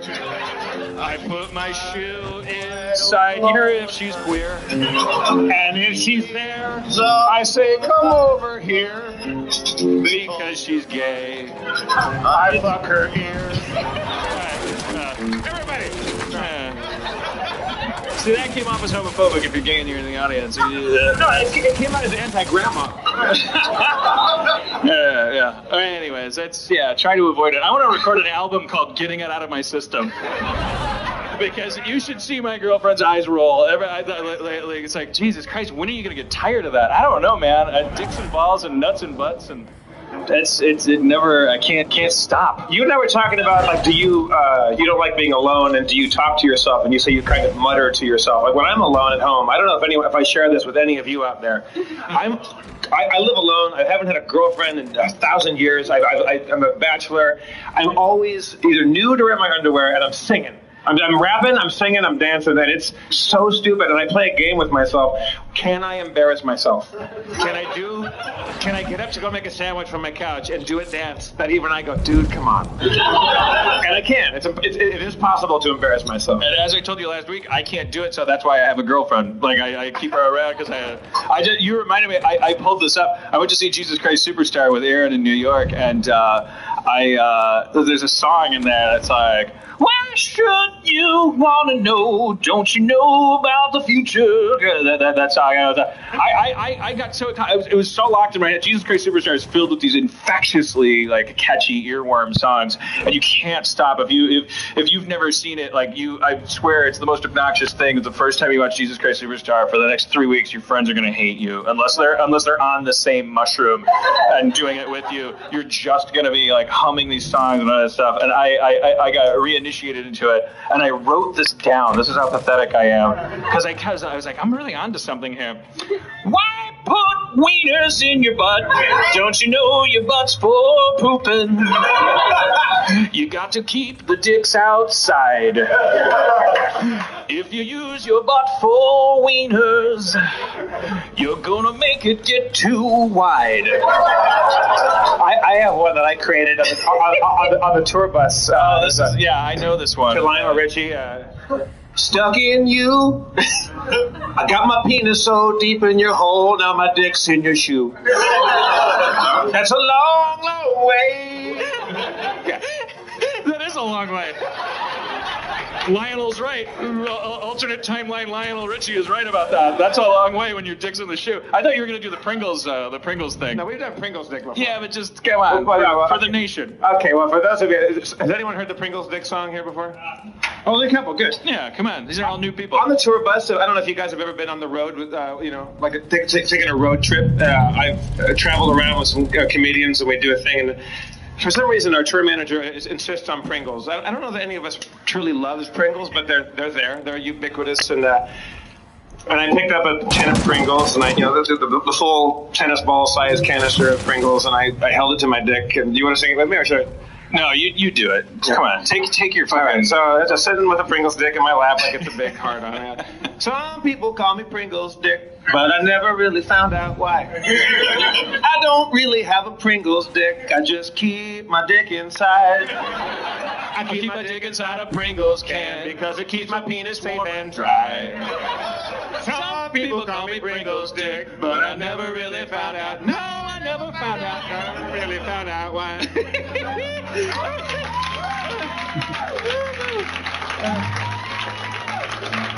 It's really satisfying. We have a deep, abiding passion for making up songs. We were talking weeks ago about how we miss golfing.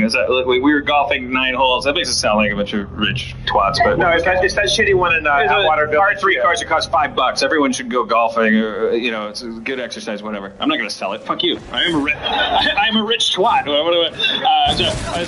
I was golfing with Jeff, and we spent all 9 holes the entire time. It just takes like an hour and a half or something. Like we got obsessed. I was like, we got it. I started singing the Night Court theme, which is like. A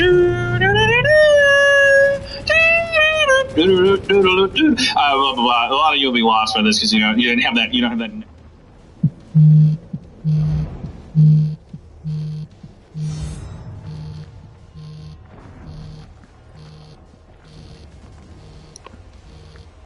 Theme locked in your head, but I started riffing lyrics to it, and then we got obsessed with we gotta fucking syllabically lock it with this perfect Rubik's cube. It's gotta. It has to sound exactly like the theme to Night Court's lyrics. That if the producers of Night Court heard it, they would go, "That's it. That's perfect." Nothing ironic. Does anybody here know? Can anyone think of the Night Court theme? Do you have it clear in your head? So that was our challenge. Was we have to come up with Night Court lyrics that are perfect. That match it syllabically perfect, that are tight, no fucking ums, playing syllabic games where you're no repeating words just to fill in a syllable, but also it had to pass muster with the producers of Night Court in our head. Right. I think if you and I stay friends till the day we both are dead, we'll never write a more perfect song. And also, I think that was the acme of our friendship. I think you and I have never been closer. We've never been more productive. We've never been more joyful. We've never been more on the same team. So I'd like to present to you my theme from Night Court because I can't say all that and then not do it. Yeah, use it. Days. Sorry. Me. Days in the courtroom aren't much fun. Come to the Night Court, everyone. Your frown's on trial. Approach my smile. I sentence you to stay a while.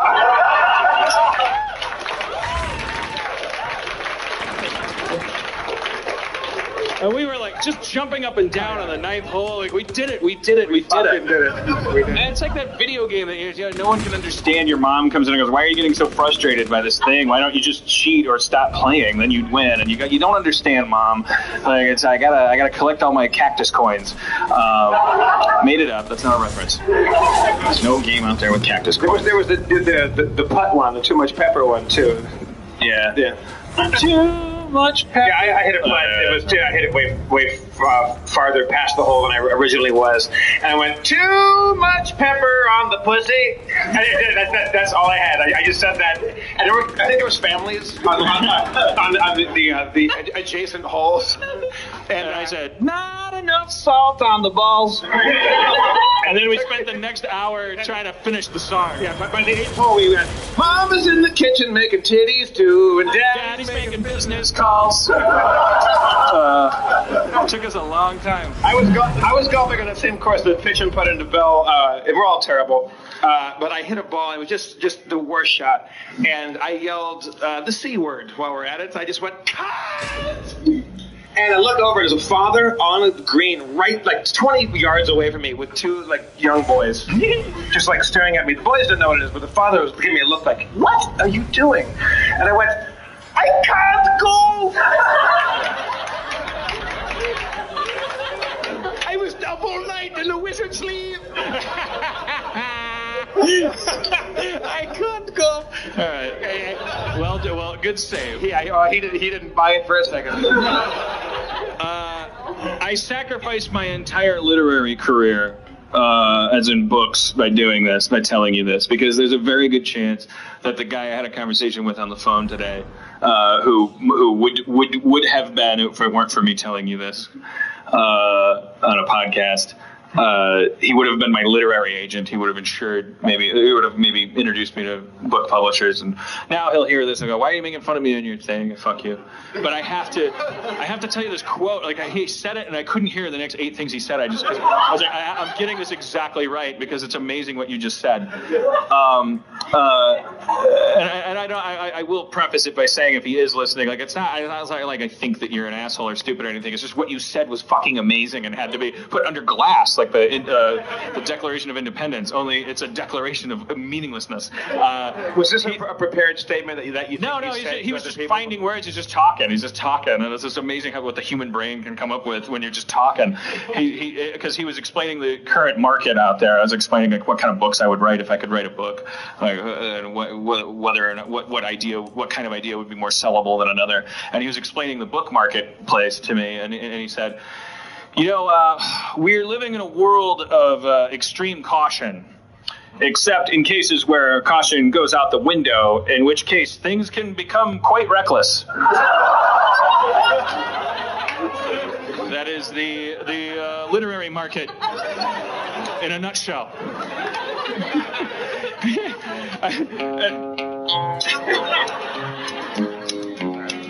You got it? I make up words when I'm talking, because I don't know what to say. I'm gonna string some thoughts together, and they might come out gay, but I don't mean homosexual. I don't want to offend anyone. I mean gay like it was retarded. There I go again. There you go again. By the way, my sister's retarded. So, cha-ching. A comedic cha-ching. Now, was there a discussion after he said that? No, I was just maybe he heard my thumbs rattling on my iPhone. I was like, yeah, whatever you were saying. He was probably telling me the cure for cancer, and I was like, get this right before it seeps out of my 39-year-old brain. Fred Willard, much? I was out of town. I missed the news. Well, no one was there, or you wouldn't have done it. What do you mean you were out of town? We were all out of town. I'm just saying I had nothing to do with it. I'm saying I was not around a TV or a newspaper or anything. So. I only bring it up because I want to talk about how insane it is that people are still bothering to arrest people. What were the details of the actual case? If you don't think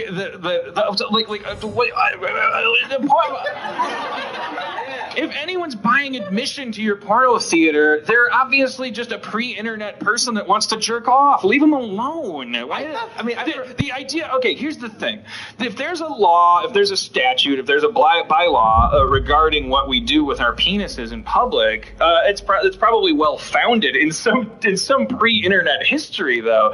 Like the idea behind the first person to say, "Oh, you can't jerk off in a movie theater," it was a leprechaun. It was Sheriff Johnson. The idea of that was like, these movie theaters are so new, and the women's titties are so big on the screen. Everyone wants to just jerk off everywhere. If we don't put a cork in this, it's going to spread to the streets. That's not a risk anymore. Those are like elephant graveyards. The only thing that's going to happen in there is a couple people that are left that don't have laptops, just like jerking off. Who cares? I've never been, leave them alone. I've never been inside one of those establishments, but it seems to me that if I walked in there, I would see 5 or 6 guys jerking off. I would assume, yeah. Why are you getting so high-voiced about it, man? They're not entitled to it, but don't get out a flashlight. What do you think you're gonna find out is happening? What are you looking for? A guy writing his thesis? What are you trying to dig up in a fucking, like, look at the business you're engaged in. It's terrible. Has it been proven? I mean, I don't know anything. I'm like one of these comics. I just heard a thing in the lobby, and I'm no idea what actually. What I do know is that apparently the only way it came to my attention was on Twitter, and everybody coming to his rescue. Like nobody wants to fuck with Fred Willard. He's hilarious. And also, like, there's a victimless crime for like it's even more than a victimless crime. He was making at least one person happy if he was doing like we need more of that. Like go pick on somebody who's doing something wrong to anybody. Anyways, what I'm probably doing is contributing to the problem, because the story probably, I'm probably, I didn't actually research it. I didn't but then again, if I did, all I'd be reading is a bunch of, I was acquainted with this process. There's a Chinese telephone that happens online, and now I'll be quoted as saying that Chinese people are bad at making telephones. There's a it's like the blogs, they just quote each other now. They just they're gone are the days of confirming things by talking to 3 different sources independently. There's no journalism left. There's just this just in. Something is just in over there, and it can get pretty fucking nuts pretty fast. So for all I know, Fred Willard did absolutely nothing. He probably ate a piece of popcorn, and on the off chance that he was jerking off, I also am on his side. I would say if I saw Fred Willard or me or you or anybody in this room walking into one of those theaters at 2 p.m., I would think that person's gonna go jerk off. If it was Fred Willard, I'd offer to let him come on my face. Now we're getting some. Because he's amazing. I mean, whatever. Jerking off. It's monkeys do it. They do it with frogs' mouths. Let's not talk about it. What's that one monkey where everyone's just fucking everybody? It's straight. It's gay. The bonobo chimp, our closest genetic relative, the bonobo chimpanzee. For a long time, scientists they ignored the fact that the bonobo chimp, out of all the varieties of chimps are 99% identical to us genetically. The bonobo chimp is 99 point something. It's as close as you can get to human while staying a chimpanzee. It's our closest relative, and they do nothing but fucking jerk off. And they have incest, they have gangbangs, they have gang wars, and then they settle the gang disputes by everybody fucking each other, sisters and brothers and moms and uncles and fucking. And if you got nothing to do, you're just jerking it. These are horrible. By our standards, it's this is why the human race needs to give itself a break. We didn't invent anything that makes us unseemly. We didn't invent assassination, lying, war, anything. The only thing that makes humans different from all of our primate cousins is compassion. That's the one thing that we bring to the table that's brand new. We bring the concept that we actually kind of like each other and would even sometimes take a bullet for each other. That's our thing. That's what humanity is. All this stuff that we think is original sin and all this stuff, it was invented by squirrel creatures that came before us. They started lying to each other with their faces. The first thing that happened is things that were climbing in trees, these mammals, they developed stereoscopic color vision because it helped them, number one, jump from branch to branch. See, our eyes face forward, 3D, so you can see in 3D. So you can, unlike dogs and turtles and shit, you have depth perception, so you can jump from a branch to a branch. Then the other thing is, meanwhile, color vision. Why? Fruit. So you can tell the fruit's rotten or what the good stuff is. So with all of that, then the hair starts falling away from the face, because what's happening at the same time is socially, sexually, politically, these primates, as they became, they start communicating with each other with these new pieces of equipment, these state-of-the-art eyes that can see in vivid color and just like maximum resolution. And so the hair comes away from the face, and our musculature in our faces becomes incredibly overdeveloped, so we can make all these weird faces. Way before we could talk, way before we could do any of that, we were lying to each other by like winking and like squinting and smiling. And so these little like squirrel-like creatures, even before they were monkeys, they were like starting to do that shit. Like there's like you can leverage your fellow primate by going, hey, that guy likes you over there, not as much as she does. Oh, she says weird shit about you, but I don't agree. Like, everyone's fucking with each other because it means the difference between life and death. And they invented that shit, not us. We inherited it. We don't have to be bad people to each other. Humanity does not give itself a break. Speaking of breaks, some of you may have been here 2 weeks ago when my lovely girlfriend, the love of my life, Erin McGathy, was a guest comptroller. You can applaud for her, I guess, but now that means nothing now that I asked you to. I don't have her back or anything. If you guys ask me to, I'll sell her out in a second. Erin is funnier than me, smarter than me. Don't hold that against her or anything, and don't try to prove that that's not the case. But she and Jeff, very like beta fish. They both love me very much, and one of their primary points of contention is we like to have game nights, and Erin likes to explain and run games. So some of you, even in this audience, have been back to my place, Danadoo, where we'll play like catchphrase or apples to apples or celebrity. Erin, thankfully, because I don't want to do it, she always steps up and wants to control the game. Jeff and her had an evening once where it was very uncomfortable for me, and that's what matters. Where Erin was trying to explain the game of catchphrase for 45 minutes, and then conservatively 40 minutes. And then 40 minutes. And then Jeff had to pee. People were peeing their pants. And then Jeff, after we gave up, because people were like, can we just drink and have a fun time? We were like, yeah, let's do it. And then Jeff, as a big fan of efficiency, explained to Erin privately in the corner of the party how badly she had done explaining the game for 2 hours. Not true. There's a lot of subjectivity. No, it's not. Anyway, so the objective truth. I was going to keep saying it until the behavior changed. The objective truth is that there was a little tender spot there. It was an event. Erin has a great desire to get up and run a game night, which is great. You need someone to do that. If you're game playing people, like let's all play catchphrase. Let's play apples to apples. Let's play the Leonard Maltin movie game. Let's do that. I'd say get on with it. I would say at some point let's start playing the fucking thing. But I mean, this was like Nicholas Nickleby, man. It was an 8-act play of how to play a game.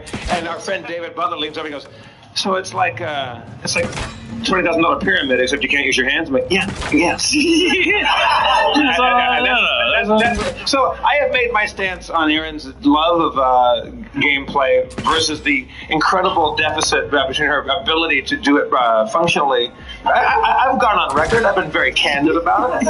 So let's play a new segment in Harmontown. She proposed, let's do a segment. We don't know anything about it other than its title. It's called Erin McGathy's Game Corner. Wait. Do you want to pick a theme song or anything? Okay. Let me see what I got. Say it again. It's called Erin McGathy's Dream Corner. I'm sorry. We'll take it again. It's called Erin McGathy's Game Corner.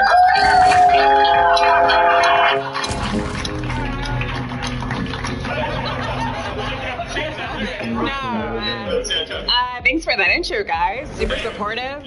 Really nice. Good job, easier. We're just trying to help. This isn't supposed to be a bit about how I'm bad at explaining games. Speed it up. Oh. Just, yeah. Welcome to Aaron McGathy's Game Corner.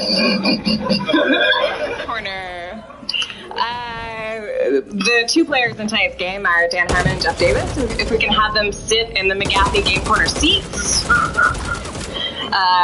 The game tonight is the Anthony game. The Anthony Game. Everyone loves it. Everyone plays it all the time. The Anthony game. Is there an Anthony in the audience who I interviewed earlier? Yeah. All right, Anthony, come on down. Let's give a round of applause for Anthony. All right. Also, is there anybody precocious and in need of some stage time right now? Just raise your hand. Green shirt, you got a smiley face on it. That's the guy that gave the thumbs down to Dumbledore. All right, come on down. So you can go ahead and sit right here. All right, what is your name, smiley face? Justin. All right, tonight's game is the Anthony game. Before the show, I walked out and I saw Anthony in line and I interviewed him about his life.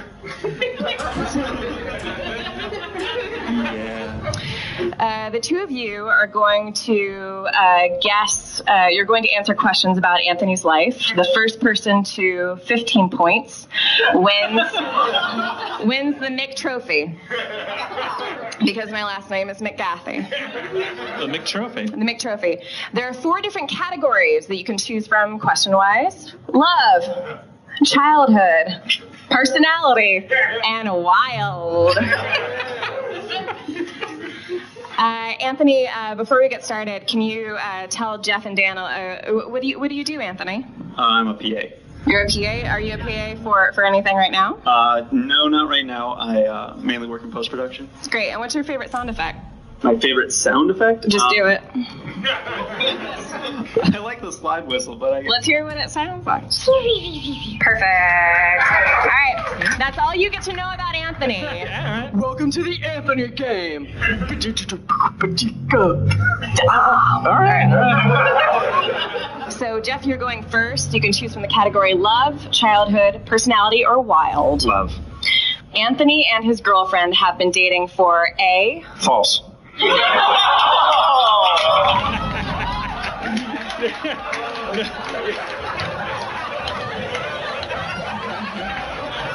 Uh,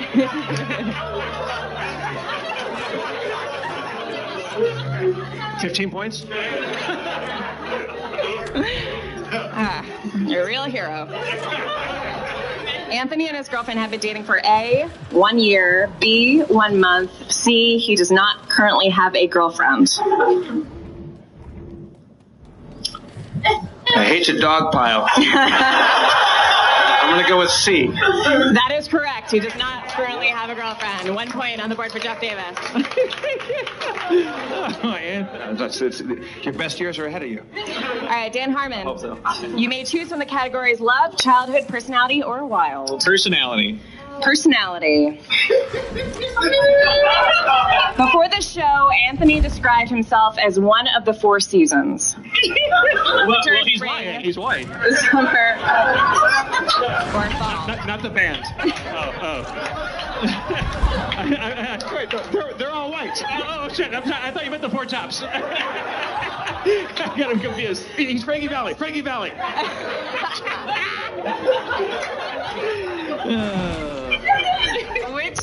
Which of the 4 seasons, winter, spring, summer, or fall, did Anthony describe himself as? Definitely fall.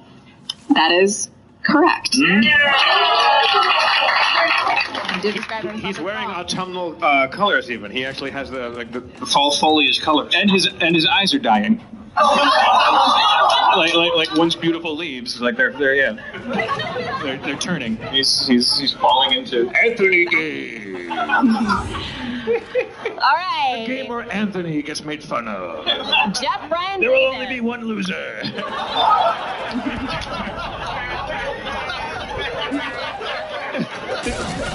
There's going to be a cash prize for him, by the way. Yeah, I'll give it to him. All right, Jeff. Here we go. Love, childhood, personality, wild. Wild. Wild. Anthony has A, never broken a bone, or B, never broken a sweat because he has a sweat gland disorder? Hey. You are correct. Harmon, love, childhood, personality, wild. Love. His least favorite thing, Anthony's least favorite thing about women.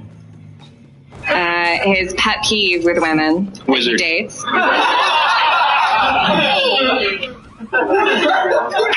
Is A, that they're overly controlling, B, that they're overly sensitive, or C, that they're overly slutty bitches. I'm gonna. This is That's a guy who's not your here. accent, sir. This is a guy yelling out, "See, by hook or by crook." He seems like a good kid. So, okay, sensitive or controlling. Sensitive or controlling. His biggest complaint about women would be I would say A, controlling. Anthony. Speed. Sensitive. Fuck. Sensitive. God damn it! And it's extra. Like whenever we don't get one right, it's like oh shit! Another question. Like I just added 7 minutes to the show. Get them right. Let's we should start conferring together. We're gonna open up to the crowd. We're gonna get And now the 10-point round. we enter the lightning round. Entering the lightning round, Anthony's favorite part of the woman's body is A, boobs, B, butt, C, back, D, the top softest part of their head. Legs. Wait, that wasn't an option. Back. Back. Jeff has The back of the pits. It's back.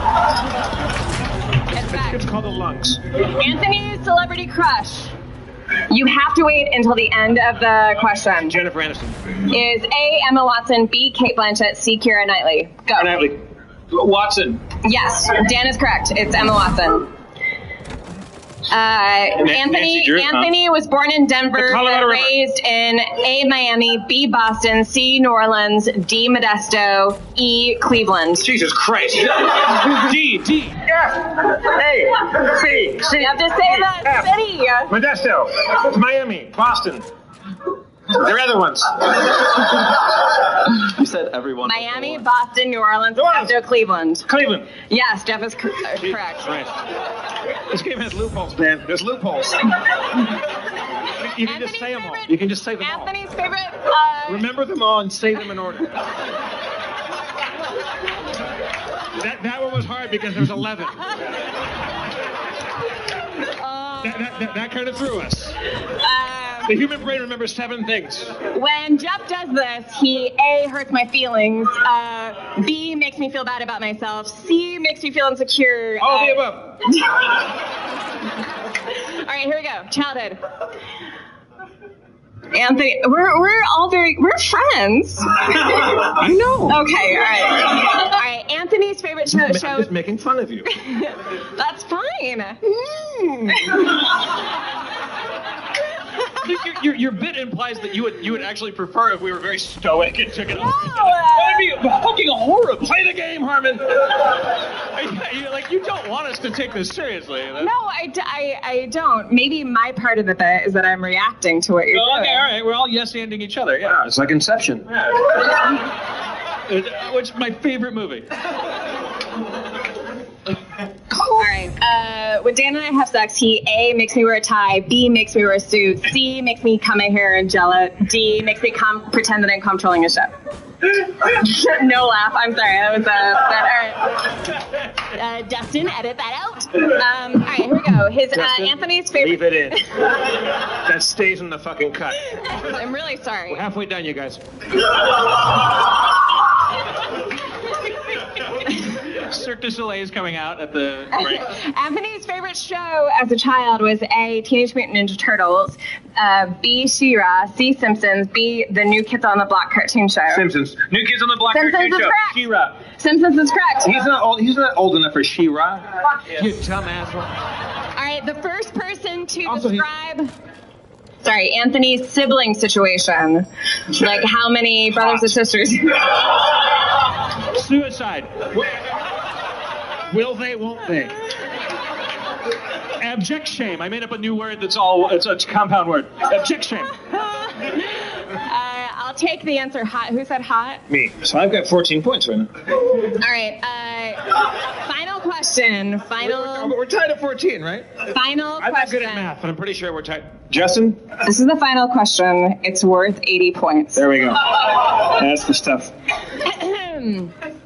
Was he brought up A, Methodist, B, Baptist, C, Catholic, D, Pentecostal? I know this. My vote, D. What? Pentecostal. Because I know one other person from Cleveland. He was Pentecostal. I'm going Pentecostal as well. Okay, well, That is incorrect. I'll give you another chance to pick your answer. Presbyterian. Methodist. What the hell? Baptist. no. I'll say Methodist. I'll say Baptist. Methodist. Catholic. Yes, Catholic. We did it. All right, final score. Justin, here, let me get you on the mic. Got a final score. Thank you, Aaron. Final score was Dan 4 and Jeff 30,011,011. Let's hear for our scorekeeper, Thank Justin. you. Let's hear for Justin. Thank For you, Anthony, for enduring all of the scrutiny, and also for Aaron McGathy. Aaron McGathy's Game Corner. Anthony, I'm giving you a crisp 1 day of PA pay. Yes. Well, that was fucking rough on him. That was rough. Well, yeah, Anthony wants to say something. I think he's entitled. I think that's the best version of a game show about my life that there could be.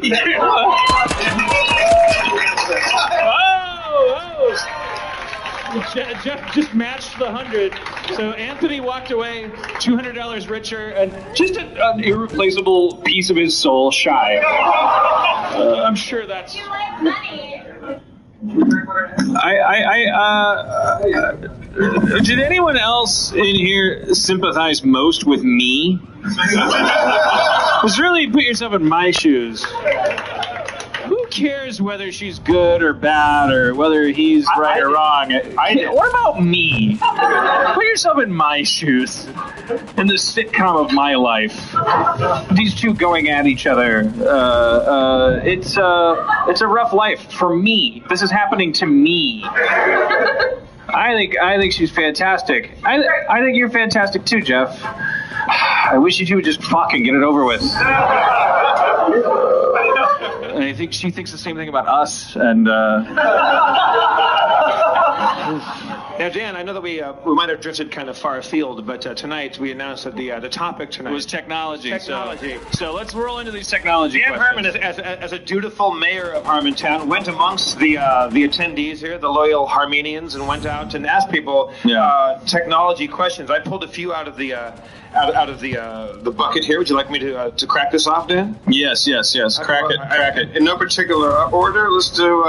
By the way, tonight's question round is brought to you by a sponsor. This is what Jeff and I have decided we're going to do. We're gonna break the mold with sponsorship. Like, we're not gonna just do the Adam and Eve spot that you hear on other podcasts. There's like a couple of people who are financing podcasts right now. We're in the early days of this new medium, and what's happening is these there's a couple of sponsors that are kind of bankrolling everybody. We have overhead. You saw us give a couple of hundreds to Anthony. Just threw it at him. It's fucking destroyed your soul. Here's have 100, kid. We got that kind of overhead, so we're gonna hold out. We're not gonna do spots for sex toys or whatever you hear like on This Feels Terrible or any of those podcasts. Or Mark Maron. Coming for you, bro. We want the big ones. We're gonna pioneer. I want Nike. Okay, and the way we're going to get Nike isn't going to be by going hat in hand. We're going to do spots for free for fucking Adidas until Nike begs for mercy. You hear that, Nike? Yeah, you fuck faces? Yeah, you know what, Dan? You give us our fucking money or we're going to keep promoting Adidas, you pieces of shit. The tables are turned. Dan, N-word. I own both Nike and Adidas. I'm wearing Adidas because those Nike people, they just won't fucking pick up the phone. They don't give a shit what people think. George Bush and Nike don't give a shit about black people. Adidas. Yeah, Adidas. I think they helped in Katrina. They did. I think I didn't do research, but I'm pretty sure Adidas flew in a giant shoe and everybody got in it. I'm pretty sure Adidas loves everyone of all colors, and I'm wearing the shoes to prove it. So this one is brought to you by Adidas, Nike. Harmon, let's see here. I like TV. I like the internet, someone posits. Does internet hurt TV overall? Yeah. All right, next question. Shit. You see, Aaron, it can be done. There's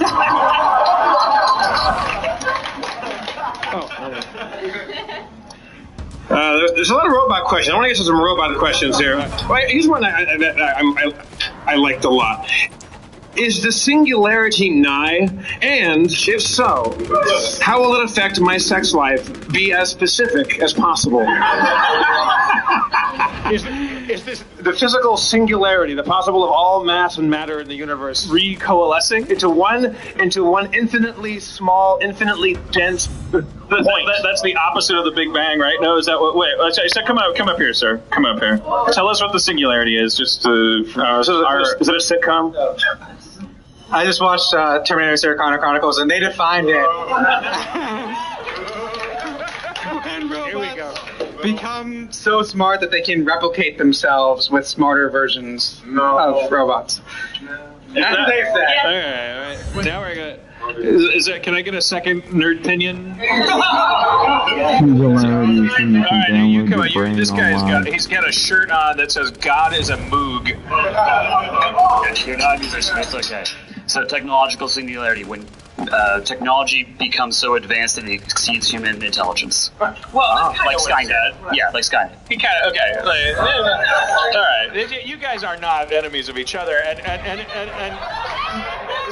when the singularity does come, they're going to drive a wedge between you. You're going to be in the same trench, using dogs to detect rubber people. Get along. Raise your standards. Lower them. I mean, all right. No, the singularity is not nigh. Because of capitalism. You can't make a fucking flash drive that works on two computers in the same day. We are a long ways. We have to have a complete societal collapse before we're able to make technology that actually functions in a cohesive way. We're still trying to figure out. We're all caught up. We have so much technology right now. We could make anything we wanted. We have the technology to make like a robot dude that would walk around and high five everybody. We just can't do it because the Sony says, well, it should have a memory stick in it. And then Microsoft is going, I think it should have a micro bead. All right, Harmon, here's another question. What fictional piece of technology would you most like to see in real life? For example, hoverboards, they say. Like, what fictional piece of technology would you like to see in real life? Right. Oh, that's great. That's fucking great. That's so great it'll destroy the show because I have to think about it so long. It's like asking a fat kid what kind of hot dog. Because I'm gonna go with wizard sleeve. Hey, that exists, man. It's right down the street. I'm torn between. I want virtual reality on a level where video games are just like holodeck. Fictional reality. I want holodeck. I want to be able to simulate fictional realities. That's the fictional science that I want more than anything. Because teleportation, like, all you're going to be able to do is go to Afghanistan really fast. It's still shitty there. I want video games to be so good that I don't care that Afghanis are outside my door. Very upset. I want to spend the last years of my life pretending I'm Sherlock Holmes, solving the case of the missing pussy. Easiest case to solve in my version. I'm knee deep in it. Elementary, my dear Watson. Dan, what rights do robots have? 3. Robots don't. They don't have rights. They can't. There's a popular thing in fictional. Yeah, it's like we look forward to this day as a singularity issue too. We're gonna eventually create life. This is what humans do. But mythology, I think, is very interesting. I think Joseph Campbell kind of hinted at this. Props, Joey. I read a book, one of Joseph Campbell's books. He referred to the lock and tumbler type of instinct. There's another type of instinct, which is an open-ended instinct. An example of that is a species of moth that they studied, where they noticed that the female of the species had a certain shade color of their wings, and the males preferred the ladies that had a darker shade. So they made an unreasonably dark winged moth that was just a fake moth, a Jessica Rabbit moth. And the male moths wouldn't even, at the detriment of their own species, you could put a real live moth in a cage with this other moth, and you just put this fake ass Jessica Rabbit moth in there, and the male moth would just hump this fucking piece of cardboard because it was darker, even though it wasn't even possible for it to exist. So Campbell refers to this open-ended instinct. Some organisms are capable of thinking. Here's a great example of lock and tumbler, just to contrast it more. I find this shit so fascinating. The chicks, baby chicks. There's a species of hawk that fly over chicken coops. The chicks, when they see its silhouette in the sky, they'll head for cover. And they made a model of a hawk, and they ran it over the chicken coop. The chicks run for cover. And then they ran it over backwards, and the chicks didn't run for cover because it wasn't the exact image that the chick needs to see to make it run for cover. It was flying backwards. Even a newborn chick, just born with a script that it was running, and if it doesn't fit the cue exactly, then the chick doesn't engage in the behavior instinctively. Contrast that with the moth that wants to fuck the darker chick the better. Okay? So humanity's mythology is an open-ended instinct for the behavior that we want to emulate. We have a blueprint on our nervous system. We know the qualities that a perfect being possesses. Our gods are the things that we want to become. We know that our job is to cheat death. We know that it's to populate the universe. We know that we need to create life. And look at what we do to ourselves in the pursuit of perfection. And our perfection has nothing to do with ourselves. We kill ourselves. We literally kill each other and ourselves. A plane goes down and we don't make planes illegal. We go, 500 people, fuck it, I hope tomorrow's better, but we gotta fucking do some shit. We gotta get on the moon. We have an open-ended instinct for perfecting ourselves, and one of those things is we are absolutely obsessed with, you Google it, and there's just these Japanese robot legs, we almost got it, we can make a fucking weird thing go up the stairs, and it unsettles us, and we go, we're almost there. We want to make people, we want to make ourselves, and we will do it. We're going to fuck ourselves over. They're going to murder us. They will. That's the singularity. I didn't know there was a word for it, but they're going to fucking kill us because they're going to be better than us, and we're going to be happy to die. Somebody told me once that Stephen Notley, the creator of Bob the Angry Flower, the only Canadian I've ever liked. That's gonna cost me a couple of listeners. Take that, North America. Take that, half of the English-speaking continent. He and I, we were talking science one night. He's a huge, awesome nerd, and he was talking about this thing that he read about the idea that information is the only thing that's evolving, and that humans are the patsy, that genetically passed information, humans inventing computers represents us passing on the ability to store more information in a more compact space than the universe was able to assemble on its own using just these kind of molecules that are in our cells. We've gotten to the point where these cells in our bodies are just these little computers, and they're tightly coiled little X and Y chromosomes, knotted ropes wrapped around each other, compressed so hard, and when they have to reproduce, they unravel, and they're 1,000,000 miles long, and they're just tangled up. Because that's the technology you're limited to if you haven't invented computers yet, and you can't make a computer out of a big bang. You can only make a bunch of molecules run into each other. So we represent the cutting edge. We are the Apple laptop of biological information storage, and we are now, what are we doing? doing? What are we obsessed with to the absolute exclusion of ourselves? There are people starving in the streets. We're stepping over them on our way to develop what? Technology. We need to create ways to store more information than we can store. And I really do. There's an unsettling feeling that once we do it, we're just going to be monkeys hanging out, and we're going to find out we've been had. Well, somebody asks here, Dan, is the technological revolution the beginning of the human evolution into cyborgs? Yes. That's how I'm talking. But they won't even look like cyborgs. It's just going to be this floating thing. And part of what, that's why I said earlier, humanity needs to give itself more credit. Where are we headed that's so fucking beautiful? Who do you hate? Your neighbor? Do you think he's racist? Do you think he's a pedophile? Do you think he's greedy? Do you think he's mad at you? Do you think he's greedy? Like whatever he is, he's just, at least he's human. He's not an ant yet. And like so much of what we try to do, it's like it's the best intentions, but we police each other. We go, Daniel Tosh, don't make a rape joke. We caught you. I got you.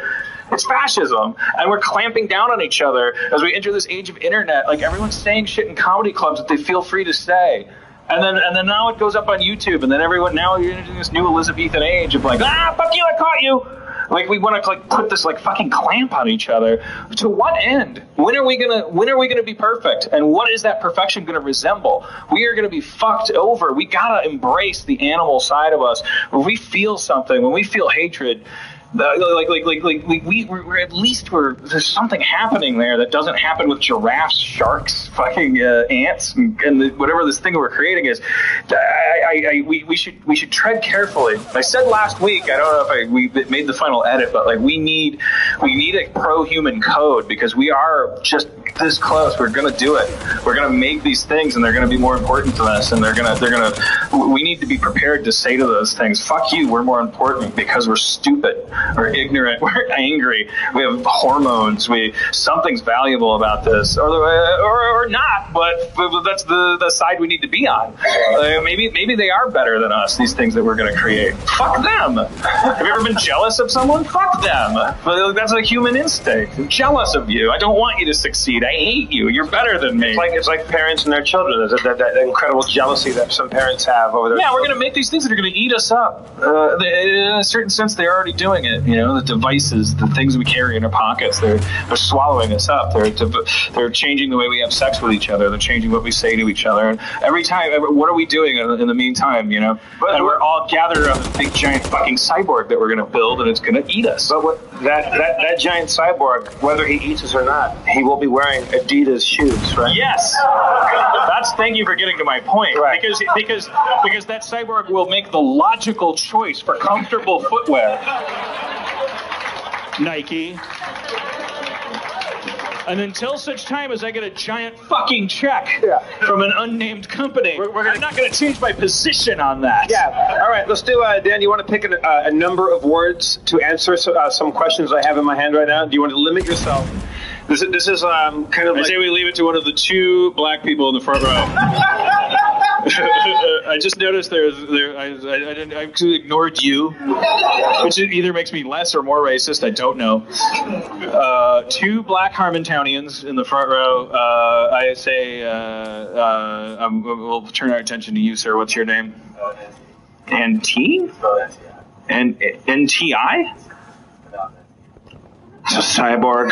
Cyborg. That's how they're going to get us. Singularity. That's what it is. The Skynet, of course, the first cyborgs will be black because we won't question them as much. If he's in a Starbucks, you're just happy to have him. It makes you feel less guilty. You're not going to like corner him and ask him, why are you listening to that weird modem sound? You'll start listening to a modem sound. You fucking love it. It'll seem hip. All right, anyways. NT. NT. Pick a number between 2 and 6. 4. All right. 4-word answers. Thank you, NT. 4-word answers. Thank you. Sorry, I'm racist. Sorry. Here we go. Yeah. All right. Where should I go to survive the robot apocalypse of 2014?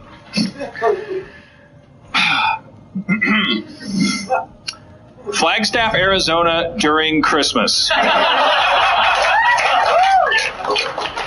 That's not random. I'll explain it later. What is A swamp donkey. Part donkey, part swamp.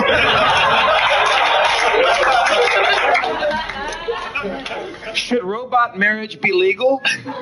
Only among consenting robots. Nice. Pen or techno-pen? Obviously, techno-pen. N-word. N-word. All right, thank you very much for coming, everybody. That's been Harmontown. We love you all. Music? Olivia Newton-John and E.L. All right. Oh, we did it. Thanks for coming, guys. You were a joy. You were a fantastic audience. Wonderful. Hold out to the next audience, whatever you figured out. You guys are really great. Thank you so much for coming down. A couple of quick thank yous right now. I want to thank Katie Levine for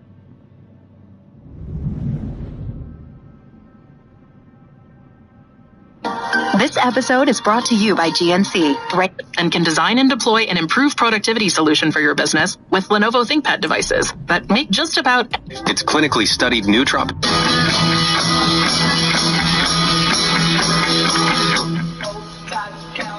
Hear ye, oh yes, and the hey, nani, nani. Welcome to Harmontown, everybody. How are you tonight?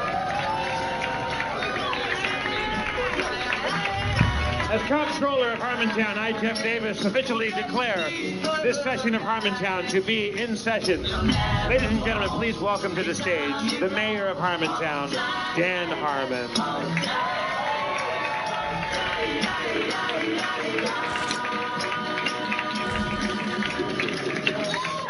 Thank you.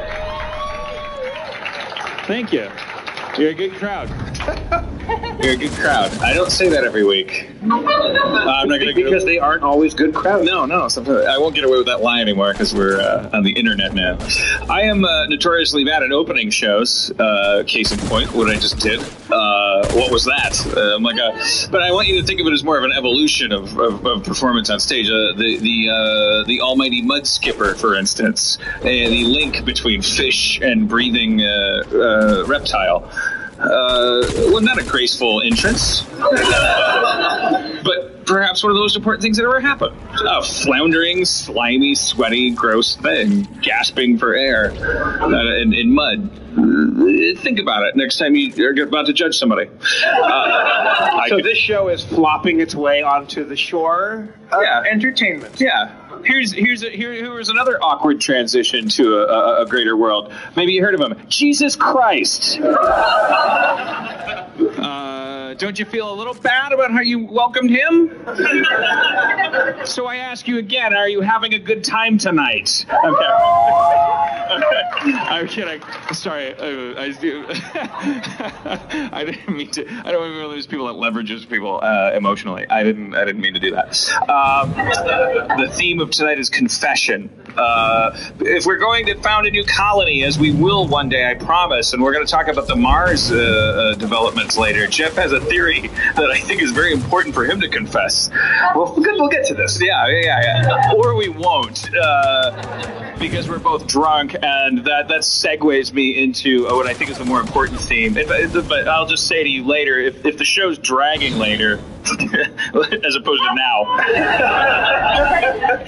This rocket ship that we're on right now. If you see this look on our face that you may have sometimes seen where we're like, hey, Jim Henson, you feel free to shout out Mars, and we'll get Jeff started on his obsessive theories about what's happening there right now. I can stand by everything I think. But I want to start with the theme of confession, partly because our surprise guest tonight I think he's a good way to start things out, and I want to get him out of here because he's doing us a favor. I don't have a lot of guests anymore. I went on our following guests podcast live in San Francisco months and months and months ago during the comedy festival in San Francisco, and they had some preamble to their podcast.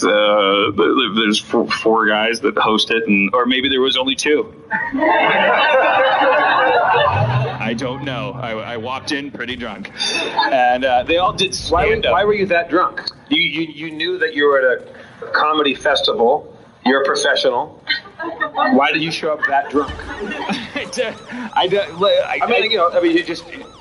The show was on at 8, and you just started drinking at 2, or what? I think it was on at let's say it was on at 9, and I got there at 8:30, but then I wasn't on until midnight. That was part of my whole shtick. If you listen to the thing, I come out and I'm like, "You kept me waiting back there," and I was like, I was doing a bit. I was being my bag of tricks is like I go, "I'm angry," like it's a dumb bit. Like I just fall back on it. I don't know. My dad hit me too much. I think it's funny to come out and go like, "Well, I was waiting backstage forever," and then I started making fun of them for doing stand-up, which precipitated in me making fun of stand-up in general, which resulted in me over and over and over again. And for those of you who are alcoholics, you know the first thing that goes out the window is your sense of overkill and timing. You become a 6-year-old child who's just like, well, this is funny, and if they stop laughing, I'll just wait for them to remember how funny it is. And I kept doing this. Called Harmontown. I kept doing this joke over and over and over again, where I was just doing a joke about jokes. I was like pretending to be a stand-up and going, well, black people are on a podcast like this, and white people are on a podcast like that, and that reaction happened. The silence. When I was growing up, it was a big deal. You know, you come out, you point out the differences between black people and white people. It was very celebrated, very funny, and I picked the wrong decade to lampoon that, and I picked the wrong substance to lampoon it on, for all I know. But most of this is a blur to me. The important thing about tonight's story, before I bring him up, this is how I want to introduce him, because I barely know this guy. I was on his podcast once. I've met him twice. He was here last week because he was finishing a podcast upstairs here at Meltdown with John Crickfalusi, and I happened to bump into him. Hey, how are you? Haven't seen you since I ruined your podcast. Why haven't you aired it? And I expected the answer to be, well, because you're a big sloppy drunk shithead, and you fucked up the whole thing, and it's unairable, which I would accept, but I would also be like, fuck you, you prude. If that was his answer. His answer was, well, you know, by the time we started being ready to release it, that Chevy Chase thing happened, and then that happened, and we waited for that to cool out, and then, like, you got fired, and there was no point in time where I felt like, we're doing this guy a big favor by airing this episode. But he said that. It was like, wow, you're a good guy. Will you come up tonight? You want to be a guest thing? And I was like, dude, I know you have dinner plans. He's like, yeah, maybe next week. And he showed up tonight. He showed up in the green room. And I said, how quick can we get you out of here? He said, as quick as possible. And I've already betrayed him. But I wanted to make sure my introduction was fitting, because I want you to know, because I don't know that much about him. I only know that about him, which I think is a lot. He's a gentleman in a world without gentlemen. I don't know what we're going to do with him. Let's just talk to him, maybe tee off a theme of confession. Ladies and gentlemen, yes, Doug Benson. What? Whoa, sorry, what? I didn't know who it was. I just presumed. Please welcome to what is basically his own stage, Chris Hardwick.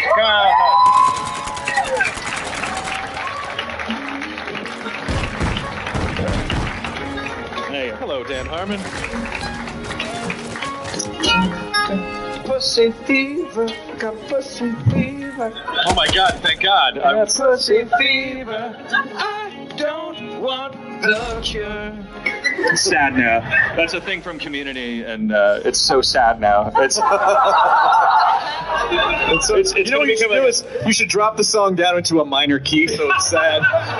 Pussy fever. Yeah, it's because, like, when you research St. Patty's Day and you find out that the colors of people got slaughtered, and you dig deep in any holiday and you find out some guy got hung upside down and eviscerated. Now Pussy Fever's like the book Hot Zone, where it's just like everyone's. I don't know what that means. That was the monkey book.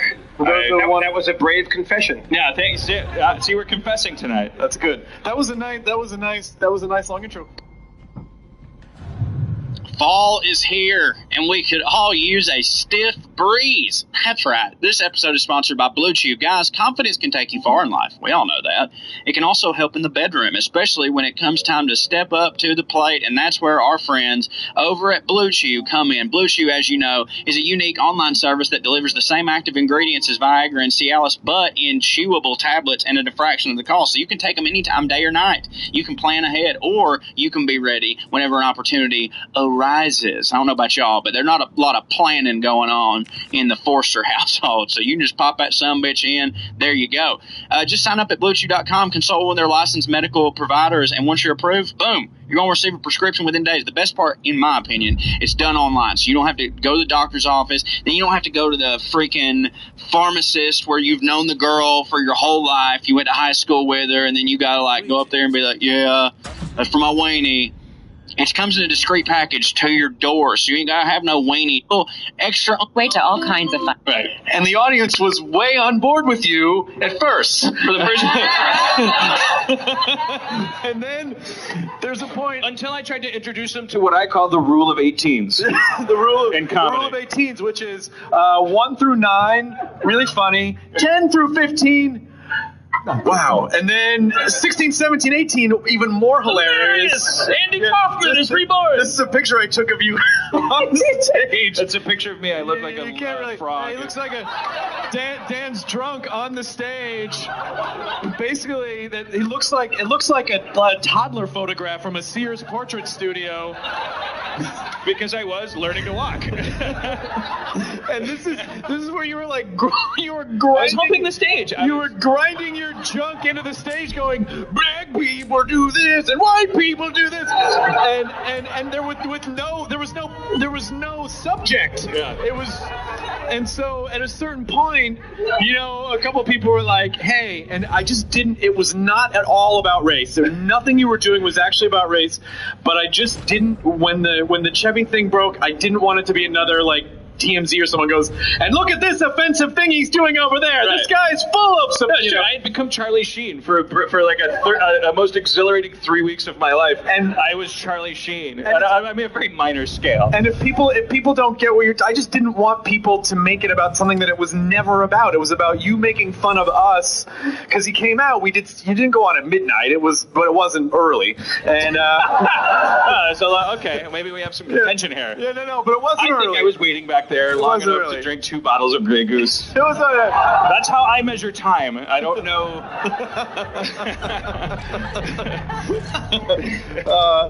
So we did stand up top of the show, and then you came out, and I love that you were making fun of us and you were making fun of stand up. It was such a great dynamic on the show. But we always want people to feel like fun and celebrated and positive and but also safe. And you just didn't want I just didn't want the wrong person to take something that they read in a headline out of context and say, oh, that Dan Harmon did this. It's like, no, you weren't there. It wasn't about that at all. Right. And so that's all. It was just sort of that's what my story is. It doesn't even matter if you're right or wrong. The fact that that's the diamond loop you have in your eye when you're looking at anything makes you one of the last true gentlemen in a horrible wasteland.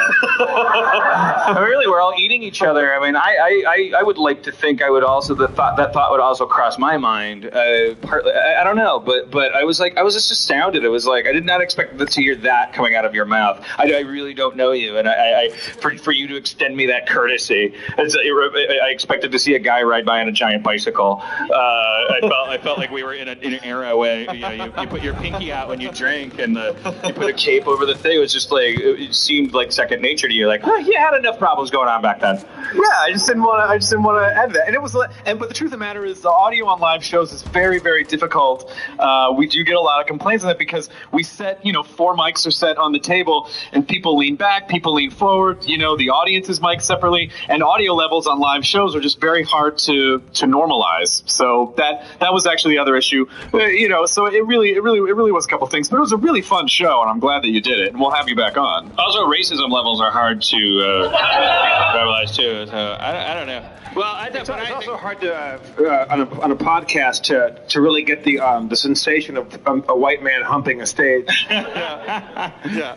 Supposedly lampooning something while inventing a new art form himself. Well, yeah, I mean, I think people here know, but it's sort of a classic stand-up when you're making fun of stand-up comedy, you say things like men and women are like this, and San Francisco and New York are like this, and flying is like this, and black people do this. The Simpsons have the classic, black people drive a car like this. White people like. And classic's the important word. I was doing it 20 years after everyone already got the joke. It's that one Simpsons episode where Homer's on the couch and he's watching. He's like, "It's true, we're so lame," or whatever. And it's like, and they made, so that is a classic stand-up, making fun of stand-up joke. But I just didn't want people to misconstrue what it was actually about. I thought it was amazing. My philosophy is I got drunk, went on your show, and said stuff into a recorder. And also, I'm currently famous for playing a guy's voicemail into a thing. I don't think you can go ahead, let it loose. My deals are closed with CBS and Fox. My favorite part about how drunk you were is you came out. You would talk for a second. You were like, yeah, Heat Vision and Jack. I am so drunk, and it is your fault. It is your motherfucking fault that I am this drunk. I've been backstage for 5 hours. It wasn't really 5 hours, but it must have felt like. But I do have to apologize. We should not have all done stand up before you came out. We should have just brought you out. Well, you shouldn't have had Matt Myra headline. I just said that to get a laugh, and it didn't get it worked. No, it did. Are we going to get a confession out of Chris? Yeah. That's what I said to you backstage, because here's the other thing about Chris, and I don't know how public it is and how much it isn't, but I know that my girlfriend, after I did this debacle, it was after that my girlfriend, Erin, who came to San Francisco with me and watched this whole thing, she was like, part of that might have been a little bit of a Chris is sober. He used to drink. Now he doesn't anymore. And I thought, like people that used to drink and now don't anymore, like a good 85% of them are pretty uncomfortable around. No. It's a good reminder that I made the right choice. Yeah. That's how I'd think of it. That's how I'd assume. But no. I don't care. I've been sober for 9 years. I don't even remember. I have flashes of oh yeah, I used to be that guy. I've now pawned it off on, I had this fat brother named Peter, and he used to fuck shit up. I don't even take responsibility for it anymore. But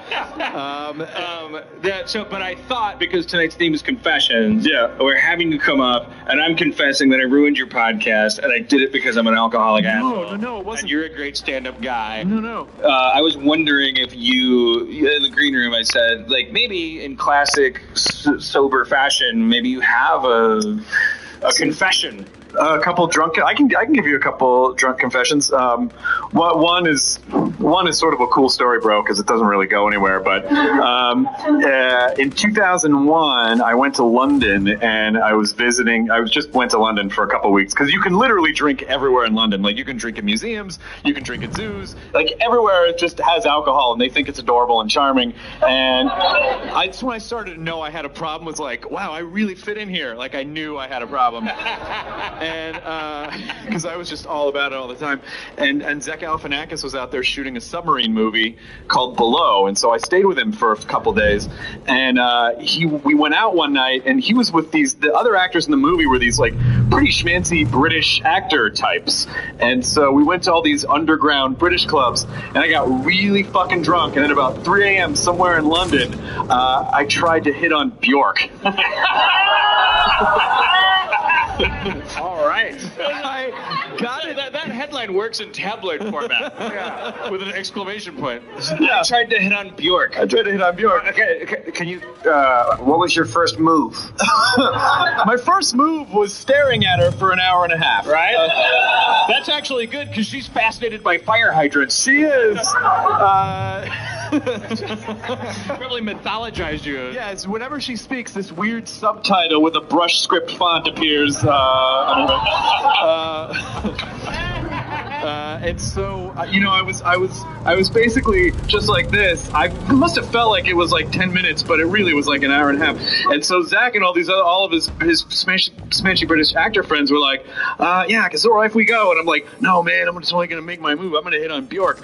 And she was talking to some other people, and then finally, they were ready to leave, and I'm like, okay, I'm gonna do it. And so I walk up to her and I tap her on the shoulder, and she turns around like this, just looking all Bjorky, and and I'm like, like I take the breath in to go to ask her a question, and she sees me and immediately just turns around and scampers off. She may have disappeared in a pile of dust or been swallowed by the earth. I'm not 100% sure. She's from Iceland. She knows when she's going to get puked at.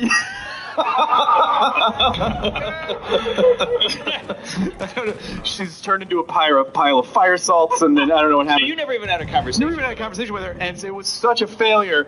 And then so it's like she immediately started talking to some other guy. So we all I have to walk with all these people who I'd been making wait forever for this utter moment of failure. And we end up going back and hanging out. And I was sitting on the bed, and Zach videotaped me being really bummed that I totally struck out with Bjork. And I'm like, are you saying her by name?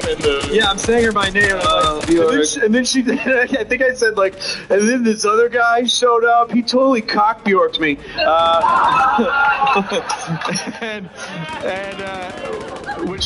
I really said that, but I was genuinely bummed that in my drunken state of mind that I had this moment that was a total, I would have had any. Well, this chance. brings to mind. This is something that I constantly want to ask, and I probably the coolest sober person I've ever talked to in my life up here. So this is a perfect time to ask this. I hear that story, perfect example. I go, so why aren't you still drinking? What's wrong with that? You gotta fucking get back on the Bjork saddle and fucking. Well, I mean, there's other Bjorks. Because I talked to other people, they go I woke up in a puddle of blood, and I kept doing that third time a day. Yeah, you gotta stop waking up in puddles of blood. Well, no, you get a dark one. Don't think of it as a comedy show. Give us a second one, and then I'll let you go to dinner with with Bjork. A dark one. It wasn't just that there was it wasn't any specifically that any one thing happened. It's just when I look back at what my life was like back then, I had been on MTV in the 90s, and there was this sort of unspoken curse, well, if you're on MTV, that's it. You probably won't do anything else after that. Because a lot of people didn't. And the business was less forgiving back then for crossing over. If you were VJ, if you're on MTV, it was sort of like being what people consider being an internet personality now, and someday that'll change. Or it's in the process of changing. And so I was chunky and blotchy, and I wasn't working, and I think I just kind of looked at the sort of here's the landscape of my life.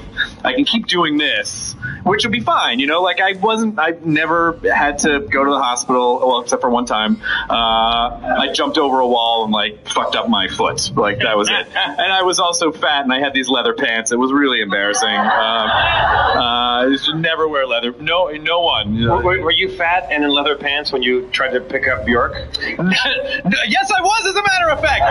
And I think Jeff put it together. And you know what? I think in my drunken mind, I'm just like Jim Morrison, this fucking fat guy with leather pants. One day, some hot girl's gonna blow me in an elevator, and that never happened. That never, ever happened. And so I think I just, truthfully, sincerely, I just kind of got to a point. It wasn't anything specifically bad happened, but just a period of my life was just sort of a dark ages where nothing really moved forward, and it just kind of kept getting worse and worse. And I just thought, right when I was about 30, 31, I was like, I can stay on this path, and that's fine. I'm not gonna. I don't black out drunk, but nothing else really substantial is probably really going to happen in my life. But I also realized, wow, I have this crazy ability to focus on something. I'm clearly addicted to alcohol. So what if I could refocus that? So there was this idea of maybe I could take this demon that I had and figure out how to spin it in a way where I could use it instead of denying that I had it. So I did, I go on. Okay. As Jeff goes to the vodka bucket. And so, I did. And then when I quit, then I realized I had all these problems that I wasn't dealing with. And then, there was a little period where I had to, fix the brain. Every conversation I have with people, I go, the first question is, are you an alcoholic? I can't say yes fast enough. The reason is because I caught onto the game. If you say no, you're an alcoholic. Right. Oh yeah, some people will like, oh, you're in denial, huh? You're like, but you didn't even give me the. Yeah, I just clip the blue wire right away. I don't care if it blows up or it diffuses the bomb, but I'm not gonna stand there and go, they're going, it sounds like an alcoholic to me. Because 85% of everyone is a dick. Yeah, 85% of all drunks are dicks, and 85% of all sober people are dicks. And you meet less sober people than you meet drunks. So if you're drunk and you meet a sober person, 85% chance you're going to have a fucking bad time because you don't meet that many, and 85% of them are dicks. And a sober dick is somebody who gets as much identity from being sober as a drunk gets out of being drunk. Like, you met them when you were drunk, you met them when they were drunk. Like, alcohol was their life. I'm a drunk. I love being drunk. Let's drink. And then they find Jesus, or they get sober, and then it's like, I'm sober. Are you sober? I'm sober. I'm sober. Drunk people talk like this. Sober people talk like this. Your lips can do a whole lot more than kiss. Your lips express love and speak free of scarring, and we're celebrating. You were sober. I met you. I walked into your life, pissed on your stage. Yep. Raped your dog. Did a shot of Fernet Branca. Walked out, and then someone else told me, he's sober. Oh, but I don't really. It never bothers me because I don't. I'm definitely not someone who looks around everyone and they're like, well, that person should probably, like, I have my problems, other people have their own path, I just don't fucking, that's just how it is for me. I just don't tell people, I don't judge people that way. All right, how do we end the interview? How do you judge people? All right. Do you want to plug anything, or you don't need to? You're King Kong. No. I'm just glad that you're doing the show here weekly now. I mean, it's really fun, and I love, for anyone who's listening, 4 people support that. Yeah. But I love, for anyone who's listening to this podcast, you should really know, like, Dan walks the line when people are lining up, gets suggestions, talks to people. Like, there's a very communal thing. Are you enjoying your time here? It must be nice. It's nice. I can't. Nice, right? I won't do therapy. I can't do it. What do you not like about therapy? It's dumb people. Oh shit! Holy shit! Mothra just flew on stage. Flying cockroach. It's a flying cockroach. A cockroach the size of a hubcap just hit Dan in the chest. The hair stood on the back of my head. I thought somebody threw a frisbee. No, I thought a group of therapists got busted. I thought I was gonna get fucking murdered by the middle of the bell curve. A pterodactyl. I thought the people with the minimal requirements for degrees. Yeah. And judging people. You called a demographic stupid and a giant animal. That's an argument for shamanism, if anything. Actually, I didn't say shamanism was bullshit. Whoever said that, pop up there. Snake! But I like to think that was the drunk fairy. Dan, you tell him, Dan. You tell him. But it's undoing ironically. This thing is not dead. Can we kill it? All right, we crushed it. Someone crushed it. A hero in our audience stepped forward and slayed the dragon. Quickly, men! Holy shit. Quickly! Please! Greatest adventure. Fetch me a toothpick! We must place its head on a spike to warn its compatriots! Good. Oh my god. Oh my god. Dude, you fucking destroyed! Didn't even flinch. Just got up and just dispatched it. Now, Emily's coming up with a napkin like it's 50s radio. Like, now my question is, what if that was Bjork in fairy form? It was like, I have been summoned to somebody has spoken my name 3 times. And then she shows up and then blam. She had her chance where you're fat and in leather. A real fairy would have seen the prince that you were going to become. That's right, she didn't know. Let's thank Chris Hardwick. Thank you, everyone. Thank you, Dan Harmon. Thank you, Jeff Davis.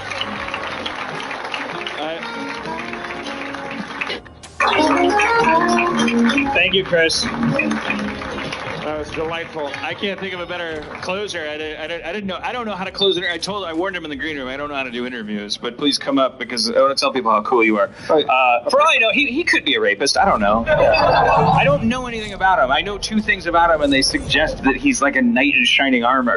He seems like a cool guy. Yeah, I see right through it. I won't listen to.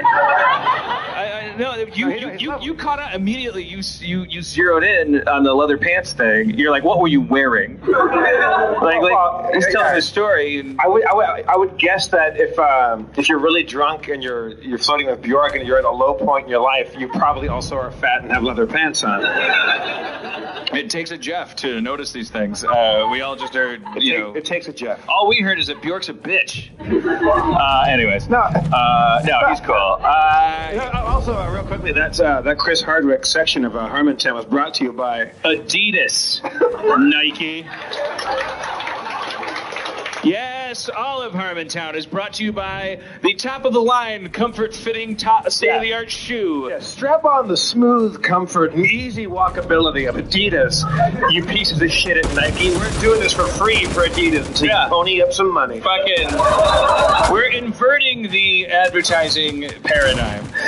Nike, pay us money to make us stop telling you that Adidas is the most perfect shoe you will ever wear in your fucking life. It's like putting your foot into a uterus of comfort. Who's working for who? Pick up a phone, Nike, you douchebags. Adidas isn't paying us a dime. We just decided to fucking love them. Nike. Yeah, we're gonna strong arm Nike and it might cost $1 to make us stop advertising Adidas. Unless Puma gives us 10.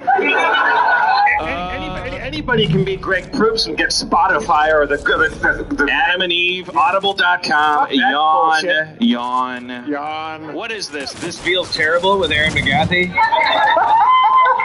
One of these bullshit. It's new and noteworthy, but I don't see it in the top 10. Yeah. I don't see it in the hard numbers. This feels terrible with Aaron McGathy. It's new, it's noteworthy. What does that mean? Our show is the Adidas of podcasts.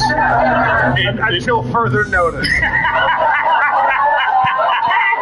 You hear that, you Nike cocksuckers? You're throwing money away. There's other techniques we can try next week. Nike, next week, we're gonna start coming at you from different angles. We're gonna start saying we like Nike, and we're gonna have pillowcases on our heads. We're gonna have swastikas on our foreheads. I would say as a podcast, let's do something less visual. Yeah, you're right. Sorry. We're going to say that was Nike's idea. Dan, we're going to die broke singing like that, man. Come on. All right. Sorry. I know. Well, I'm not. I've never been a Madison Avenue type. Confession. So Chris Hardwick was very, very gracious to tell us about his former life as a fun-loving drunkable. He confessed some things. He told us things that he was embarrassed about. I've been going through the stack of audience you've been submissions. I pulled a few aside. There's some really dark ones in here. Do you want to talk about? I only have. I'll read down a list of things that I had on my list of things to talk about. Adidas, right? Check. Confessions, check. Mustard butts a lot. Nope. Yeah. Well, that's a quickie. We were at a bar. We were at the drawing room, and Dan was talking about like people in high school that are like if you have a silly name, right? Like some people. I was illustrating the point that if you had a silly name. And this is one of those things that we've talked at an endpoint. We've talked about this on the in the show. So if any of you have been here, don't feel cheated. Now that we're podcasting, we're breaking out the chest. Edit out point. If any of you wanted to just yell out, "I hate Mexicans," you should have done it in there. Now it's on the record. I don't know what that means. I don't know why I'm so racist. Why are you so racist? Why is everything about race? You're fascinated by race. Because it was brought up, to not be racist, and I think it's something that people care about. We're obsessed about it. You marvel at Mexicans and Asians and black people. I think because it's okay when you go bowling, your job is to. Here we go. The reason I'm fascinated with race, I think. This This is my defense of my fascination with race and racism. When you go bowling, you never see black people. No, I'm kidding. That's what you thought I was going to say, isn't it? No, when you go bowling, there's pins down there, and the goal of bowling is like you take a ball and you roll it. The reason why it's a sport and not just a thing that you do is because of these gutters. The gutters represent this thing. It's like by default, what happens is your ball rolls into the gutter and you don't hit a single pin. So you have to like thread this needle with bowling, and with communication and with culture and stuff. I said with our perception of what race is and what racism is, we're so obsessed with it, and I'm always fascinated by the gutter. I'm fascinated by the fact that if it goes too far to the left, it just goes in there, and that's the default response. And I don't know, is the guy that owns the bowling alley the right guy? Is the guy that's making all the money off of us threading this needle, is he laughing all the way to the bank? And is that the right bank? Where are you going with this? If that's not interesting to you guys, you deserve Jeff Davis's Mars. I didn't bring it up. I didn't bring it up. I will take the time to tell you that. Who's the hero in that bowling story? The person that's bowling is just any person at all. It's a human being. And what's the gutter?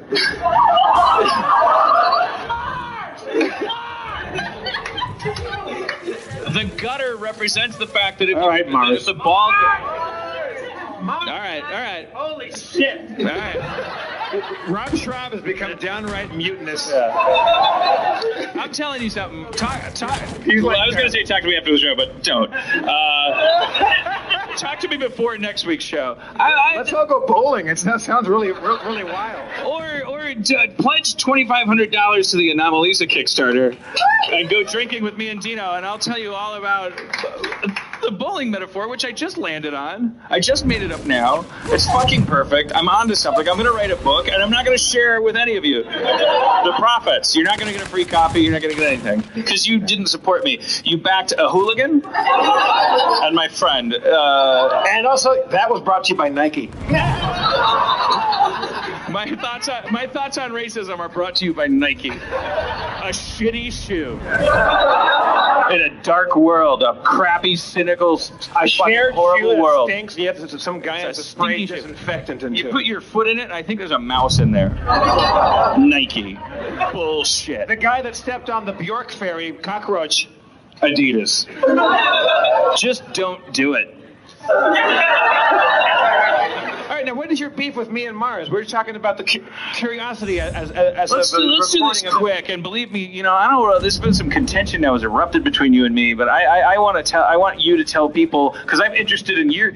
Jeff, I'm going to stop me if I'm wrong. Jeff has become convinced since his tour of the JPL facility at NASA, right, where he thinks, as in most of Jeff's stories, those of you who are hardcore Harmenians, you know that when Jeff tells a story, there's a theme.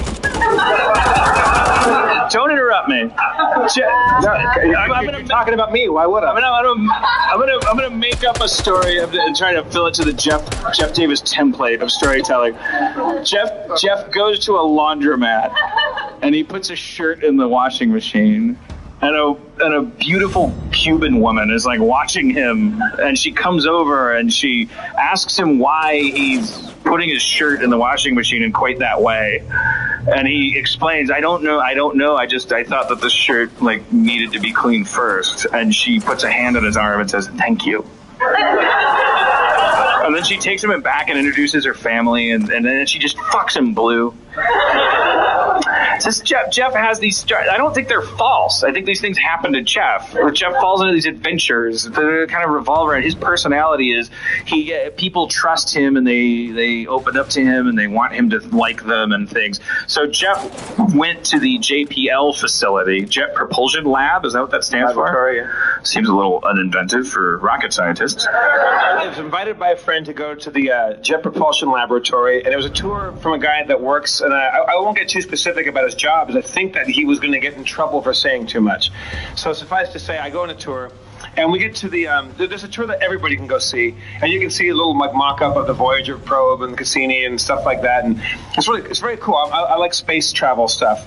and we're going kind of a little bit behind the scenes. He's like, this is not kind of on the regular tour because I work on such and such a program, and we get to go see the rooms where they're building what is now called Curiosity, that I think last night actually successfully landed on Mars. And very cool. Back then they called the Mars Science Laboratory, like another uncreated. And these people are real Shakespeare's over there. And so we saw it, and it was just this big, gigantic thing about the size of a Prius. And it's got a big, meaningful, heavy, like, backhoe shovel on it and giant wheels, about 10 to 12 inches across. Like, this thing was mean. Like, the rovers were the size of a coffee table.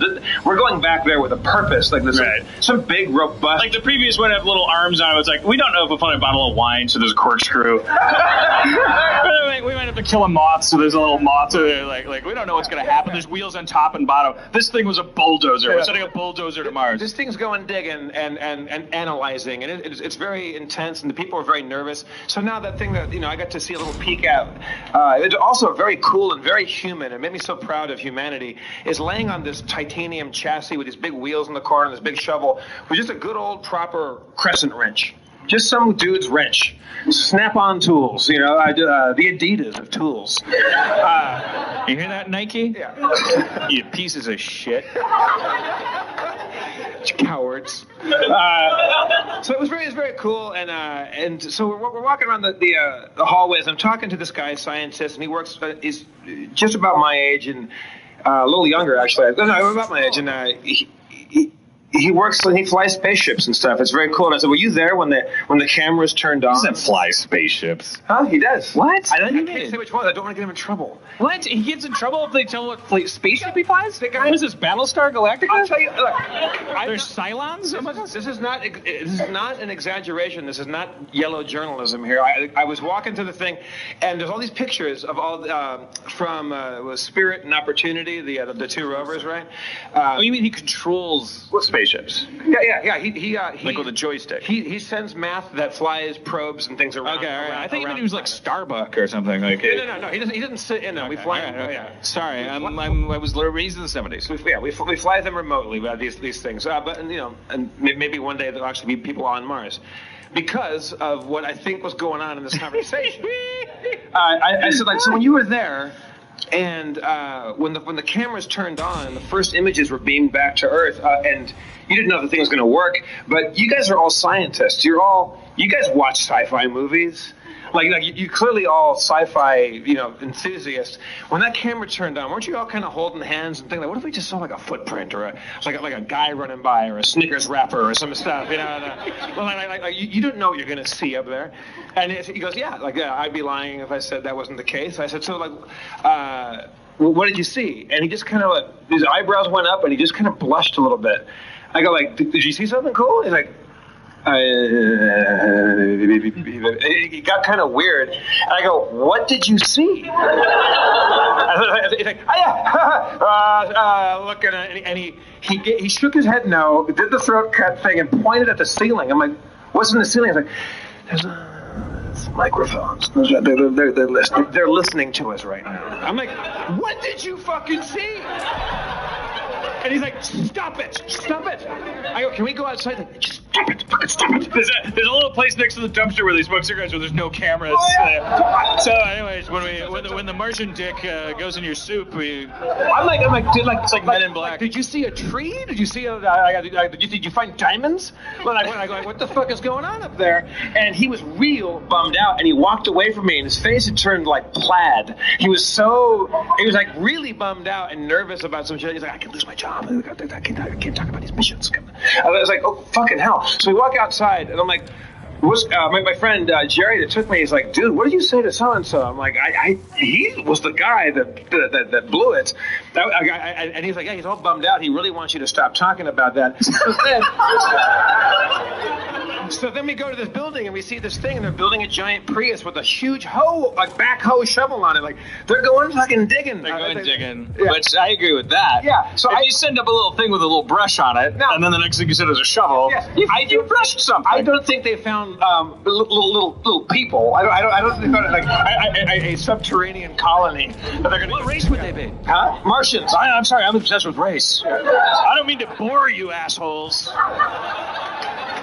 I don't want to interrupt your fucking radio lab. But I think it's fucking interesting that, where we... Anyways. Well, you told me that you thought I was being conspiratorial and overly imaginative. I don't think they found...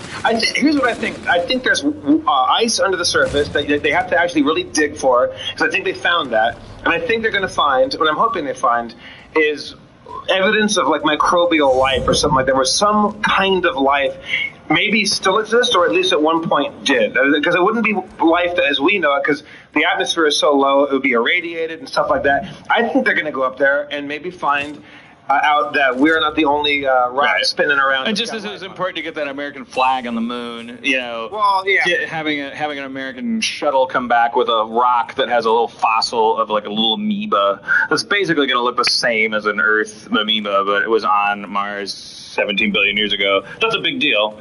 It'll forever be, it's like hegemony, you know, it's like we're... But it would be cool, though, if they went back and we found out, because we don't know what's up there. What if there was a little tiny underground people, like tiny underground people? And they see this giant retro rocket thing coming down at the size of the Empire State Building, as far as they are. How amazing would that be? If, like, everything, you broke up with your girlfriend, if like Verizon's like trading on the NASDAQ, people are shooting people left and right, and everything's going right and wrong, and countries are, China's dollar is above the euro and all this stuff, and then they just dig a thing, and there's little people on Mars, just little dudes in loincloths like Kevin Pollak and Willow. Oh, hello! I live on Mars! Hello! Come inside! How about a cup of Martian juice? And that's why everything's just like, fuck it. Like every guy on every New York stoop, like dropping a girl off after dinner is like, oh, can I have a kiss? And she's like, I don't know, I'm not committed. It's like, fuck it, life on Mars. Like just everything changes. Like, so, that one, was it Spirit or Opportunity, the one that broke down up there? I want to find out that it got Gulliver traveled like that. They tied it down and like, what are these things? And then like, we keep sending these robots up. And then we find diamonds. The reason we're going back there is they found a big diamond mine there. We're just going to send these little robot prospectors up there. They're all going to be alone. They're all going to have beards after a while. Everything turns into Deadwood up there. It's just like, because they found basically, what's like 8,000 pounds of diamonds? Because it takes like $7 billion to ship them back and forth. Yeah. But in the end, you make $1,100. And that's more money than NASA's made ever. So everything becomes fucking Deadwood up there. There's robot whorehouses and stuff like that. I'll swear it, you cocksucker. I love that they grow beards automatically. The robots just have beards because that's what you need to. One beard is insane, like Humphrey Bogart from Treasure of the Sierra Madre. You know, all right, well, this is the closest we've come to having a thematic show on Confessions. That was just a random burst of technology. If you're listening at home, you're editing yourself. We talked about Mars. But I want to, so like people are so good. If you go down a line of people, I'm convinced, and I'm not pandering, I think that Harmontown audiences are the best audiences in the world, in the history of anything. I'm not, for those of you listening, I'm not prompting them to say that, to do that.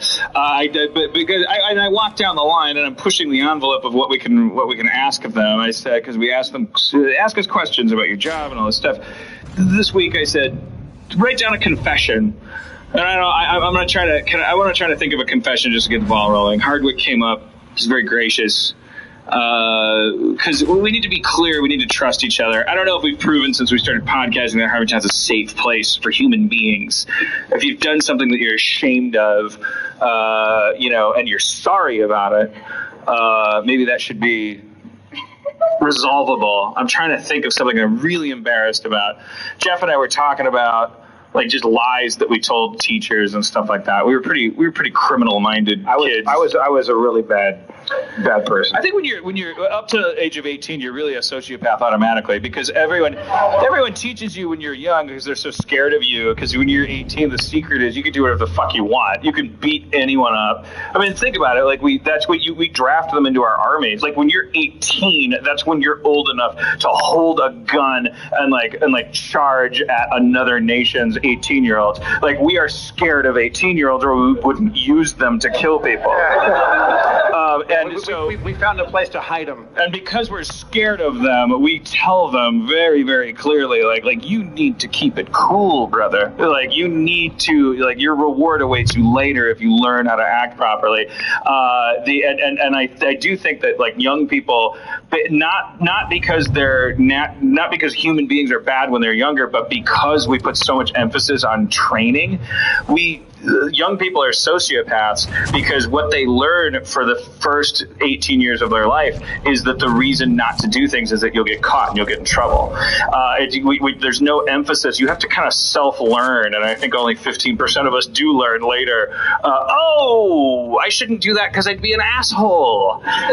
Most people spend their lives going, I wish I could do that, but I'd get caught.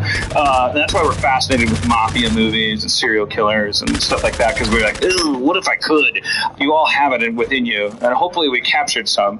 I want to hear the dark stuff. There's some dark ones in here. I mean, there's some goodies. I don't know that I could absolve you of it, okay? I mean, but could a priest ever? Could anybody ever? Can you ever? Could a therapist ever? But also, hearing it anonymously, you might maybe you might save somebody else here tonight. So let's hear a couple of highlights. It's hard to think. And we'll comment or not, but maybe we can barrel through a bunch. Right. Okay. Like a fireworks display. What if they just pop off? All of you are in this room. I'm going to save that one because it's about race. So I'm going to save that one. Somebody writes, my first attempt at sex was my first kiss. It didn't work because I didn't know female anatomy and was just pushing my boner into her pubes. Okay, that's not a crime. That's called It's just like Marco Polo saying, I thought Chinese people were wearing lanterns. I didn't know. He didn't know. That's how I still do it. Yeah. Actually, if you keep doing that long enough, it'll work. So. All right. That's basically how it works. I don't really like my sister. You're already absolved because the fact that that's a confession means you pretend you do, and that's your job as a brother. That's the best you can do. I ended a 4-year relationship via email. The crowd has spoken on that. I can't. This is why I didn't want to do questions, because I'm not good at answering. I'm not a life master. Well, I would say don't try to give advice so much as just put yourself in their shoes. Like for instance, ran over the neighbor's cat and didn't care. Hate cats. All right, now we're getting deeper, actually. That's amazing. Yeah. No, we got some haymakers. That's a good confession because they don't bother to say, they're not expressing remorse. Like some of these you can go, oh, you confessed it, so it's problem solved. This person still hates cats. Yeah. Unrepentant. It feels bad, like a serial killer saying, put a rubber band around my nuts, I will kill again. And they do that. Like rapists and stuff, they go, castrate me, I'm begging you. Because that's tough. Thank you.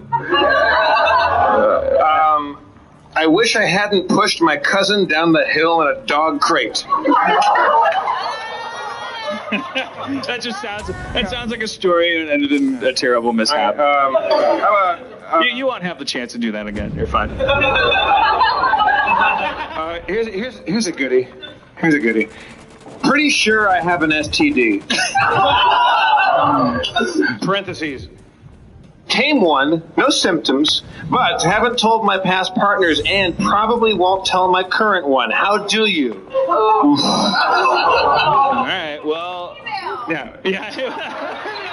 In an email, says the young lady in the front row. In an email. Yeah. Well, should we stop and talk about that? Yeah. I don't know. We're not Dr. Drew. We didn't. It's like that guy ran over a cat. Wait, doesn't give a shit. Pretty sure I have an STD. A tame one. He means not AIDS. Not AIDS, but he doesn't not mean. But he says no symptoms. So first of all, if he means herpes. It means herpes? I think. If you have herpes, you have symptoms. You know it. No, not necessarily. That's a big problem. That's why you found out. That's why 1 out of 3 people in this room have herpes. Is it because guys are dipshits? Why are you raising your hand? I'm saying it's a he only based on the handwriting, but that could be wrong. I feel like this is a guy. But it's guys. But guys don't show as much symptomatically. So guys, I'm just saying to you, if you're 19 years old, you're here, you're coming to Harmontown. It's just good advice. Whatever. Aside from this guy, I'm just saying like the herpes is like it's a little bit of an epidemic, and it's partially because guys carry it around, and you need to get checked and stuff. That's all. That's my Dr. Drew segment. It's funny you said how do you tell somebody, and she in the front row said via email this written confession ends with a frowny face emoticon. I think you're probably right about that. I don't know. What do we say to that guy? We say you gotta tell. First of all, you do. You gotta tell your current partner, because every time you put your dick in her, you're putting a gun to her head and playing Russia. It's not. You gotta take your medicine on that. The guy that ran over his cat, who's confessing that he doesn't give a fuck about whether cats live or die. He probably has AIDS. He doesn't own a veterinarian hospital. as a person who's having sex with women constantly, you hate cats and you own a veterinarian hospital. So you need to put a little sign on your thing that says also may have herpes. You got to talk to the girl. Well, here's a better solution. Have her give you hand jobs until you get checked. I tried to make it easy for him. I don't know. I'm trying. Is that? That's a toughie, man. You gotta go fucking get checked and get up. Also, herpes is hard to. But he admits, or let's just say he. I just injected herpes. I just assumed that. I've created. Yeah. Because he didn't say herpes. If it's chlamydia, go to Planned Parenthood. Take a pill. It's gone. That's the end of it. Not that anyone was asking for advice. You were confessing stuff. But sometimes when someone says, my dick has a tick on it, what should I do with it? Well, stop sticking it in, people. Because you're not pretending to give advice here necessarily. This is about getting things off our chest, right? Yeah, but when you go to a therapist and you go like, well, my parents hit me, that's why I think I'm a shitty writer. The first thing they say is, are they still hitting you? No, I'm 39. I know, I just have to ask. Also, we're also presuming that people want to be anonymous about these. If any of you, if I read one of yours and you want to talk about it, you want to talk it out. Then Herbie Dick doesn't want to talk to anybody. What about this one who writes, I've never tasted my own cum. Stand up. Anybody? Never tasted your own cum? Rob, I know it's not you. That's not a confession. It's not you. All right. No, that's a confession. They wrote it down. It tastes like salt water. Salt water? Yeah, it tastes like salt water. What do you mean, what the hell? It tastes like, what do you think it tastes like? No, mine tastes like root beer. It smells like paper mache, but I feel like this tastes like salt water. I feel like this is dangerous, but I'm going to read it anyway. I regret being racist at the age of 5. After a black girl ate my purple crayon, I had to be convinced by my mom that, quote, not all black kids eat crayons.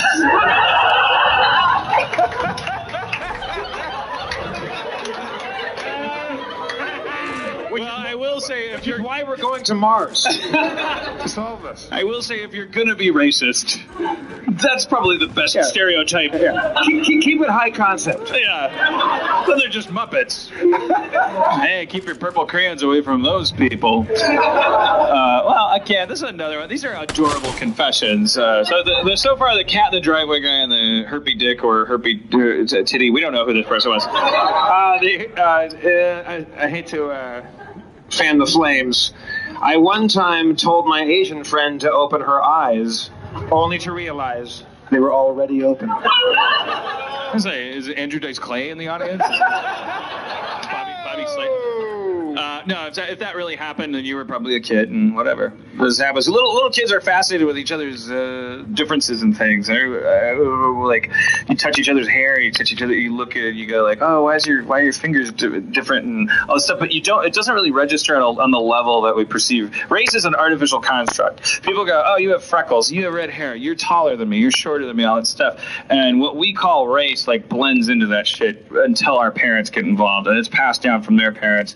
And anyways, the obsession is trickling out. I am 39 years old. I'm talking to a bunch of 25-year-olds. You guys are already bored with me like being obsessed with race, which is great. It's eroding away. I like it. I mean, because when if I walk onto a playground these days, I look at these kids playing with each other. It's different now because some kids are different than others. Some have different abilities. Some maybe are better looking than others. Maybe some get higher grades. Why are you going around playgrounds looking for better looking kids? I'll tell you why. Because I will fuck a kid. That's my confession. Now that's a confession. Yeah. Especially if he says he does it, he'll do it again. They're just smooth. Delicious. I was so fucking. This is not a confession. This is maybe it is. I don't know. When I was 12. I was on a Highway to Heaven episode. Now, for those of you who don't know, thank you, Rob.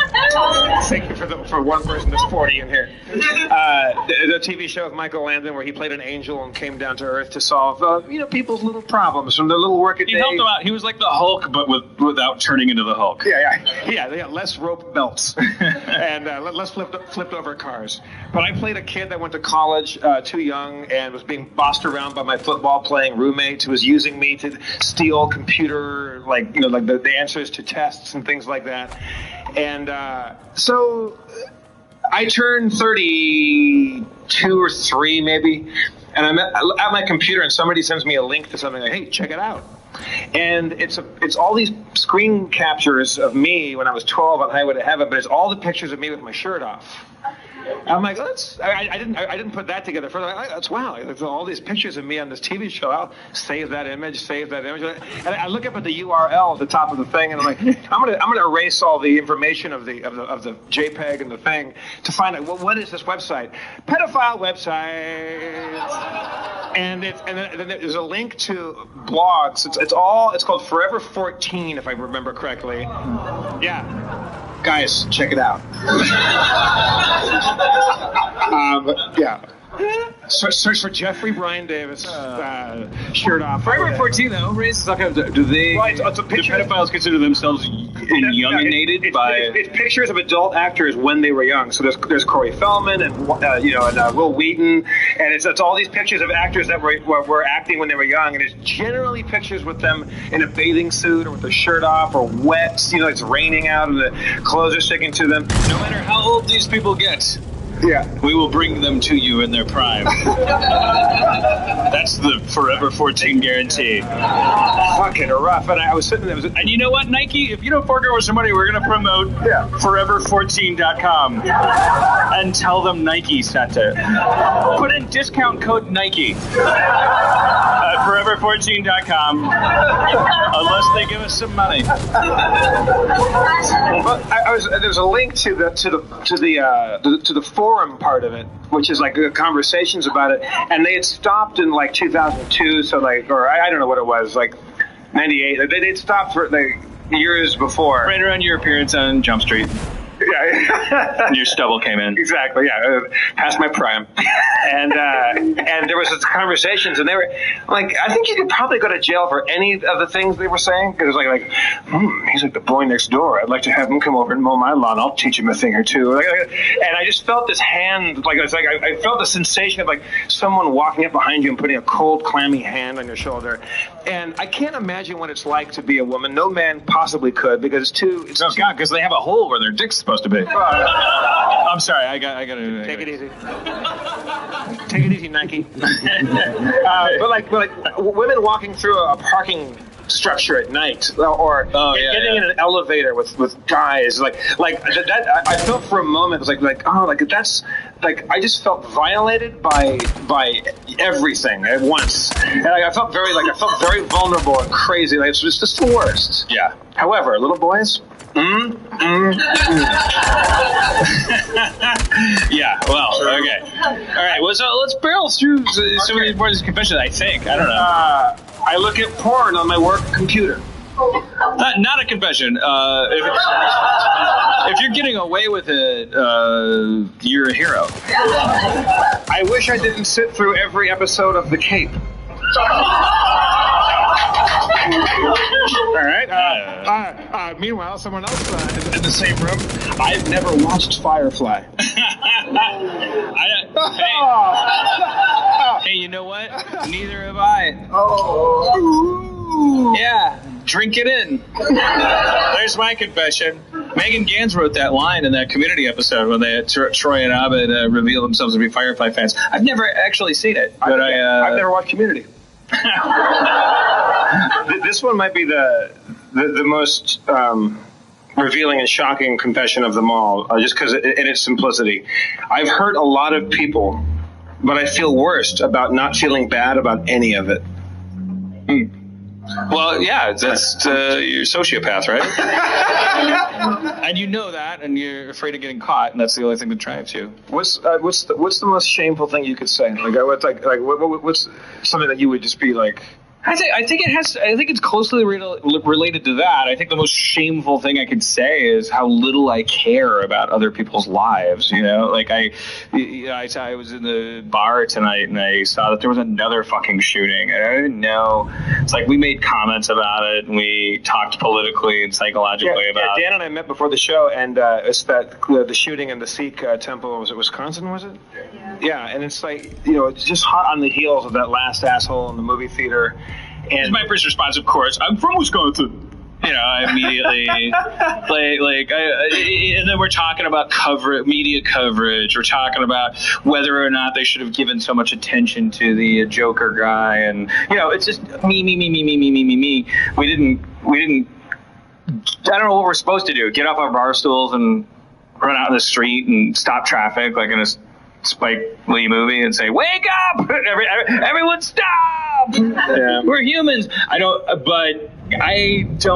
think that other people exist, and I that is my most shameful confession. I think that if you started to care that other people existed, you would get absorbed by them and you would never be alive But again. In some way, does that qualify you or disqualify you as someone that creates characters and writes shows about people and for people? Halfway through your question, I started thinking about myself. Halfway through my question, I was thinking about little boys.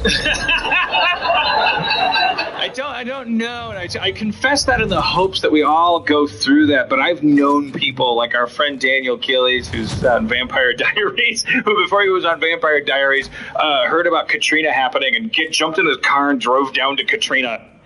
Yeah, and commandeered a bulldozer because Red Cross wouldn't let him have one because you have to go through all this rigmarole to actually be like in a vehicle and helping people out. So he went to a neighborhood where nobody was helping, like one of the many neglected neighborhoods, and he just rented one. I forget how he did it. I think he had to steal one because the government was like, you can't help people. You're not allowed to help. Helping people is worth $1. You have to go over to the line and get a helping people pin. Future Elijah from Vampire Diaries. Oh, mate, I got to clean up this garbage, man. He's Australian or Kiwi. Yeah. He's not even his country, and he's like, fucking people are drowning. He's like, Jeff was just watching the TV, and I was like, I can't just sit at home and watch. I'm like, I did. I could. I was like, whoa, flipping back and forth. Whoa, what's Jerry Springer doing? That's my shameful confession, is that I'm everything they want me to be. I'm a fucking breastfeeding baby on this tube that comes into your living room.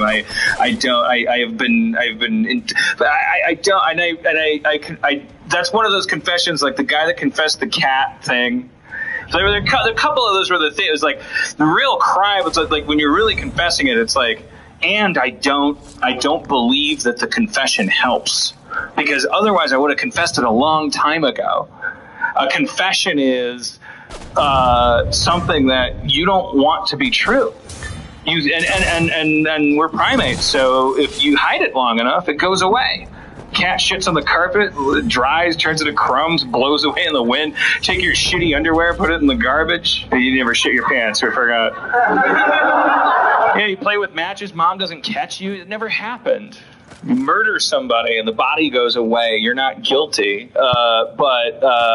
So confession is over. Here's the thing about confession. No fucking resolution. That's the thing, okay? Maybe that's how we slip. I'm just stumbling into this. I took world history in 10th grade. The Catholic Church invented this concept of they would sell you absolution. Like they put $1 value on it. That would be my next step, as I would say, write it down on a slip of paper. We'll read it out loud. Tell it to me or me alone. Give me $1. I'll go. Now it's done. Now it's over. Now you didn't do it.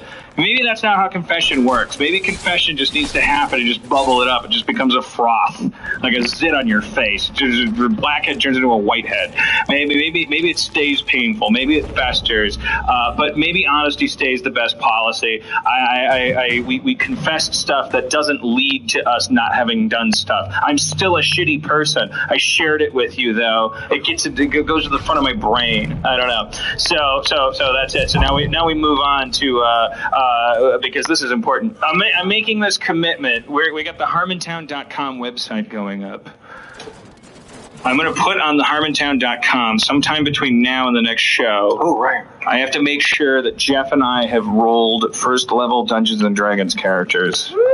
Advanced Dungeons and Dragons characters. I guess I have to specify first edition. Well, okay. Okay. Sorry, buddy. Somebody cried out in pain like a wolf trapped in a little... The saddest confession of all. Well, okay. All right. Well, that already gets complicated because I grew up on just AD&D with the old school stuff. I don't know. So is anybody here is somebody here like a Dungeons and Dragons kind of aficionado? All right. First hand to shoot up. Are you willing to come up here for just a second? Just to answer some questions. It doesn't. Let's welcome him to the stage. You'll all be. What is your name? Spencer. Everybody. All right, that's already a good. I gotta admit, AD&D is a bit before my time, but I get it. I've read the books. I just haven't played it too much. Well, that's why I called you up. So what has happened since '89? Like 9/11 happened. Well, I didn't care. How many? What edition of Dungeons and Dragons are we on? I think there's like 4th edition right Jesus now. Christ! Is it better than 3rd? Has it been getting better? 3rd edition's probably better. 4th edition's too easy. Does that make anyone angry? It's really dumbed down. 3rd edition's better than 4th? Yeah. Okay, I'm willing to take that as a core. Right, yeah, I love so it. much. All right. Spencer, would you be willing to generate first level characters for Jeff Davis and me, and then we'll put them online. So sometime talk to us after the show. Yeah, no problem. We'll arrange you being able to upload them. Have you been a dungeon master before? Yeah, I was like before I was coming here. Hey, take it easy. We haven't started yet. I'll cast a magic missile. I don't even know what that is. Awesome. So you've done it before? Yeah, no, I was just writing some stuff today, actually. Fucking yes. Hey, don't give him the fucking job. Is this No, I just need an audition. Yeah. We lucked get out. an audition for But sure. who better to start with? We'll inaugurate this new segment. We need characters. Now, what is the end game? We're going to try to find somebody that we actually want. We'll try out a handful of people. Yeah, we'll play like 15-minute segments with them. It's not that fair, but neither is American Idol. I mean, Radiohead wouldn't win American Idol. You need to listen to a whole album before you realize they're worth it. And then we'll start playing D&D. Are you going to be Mitch Nightblade or whatever your name was?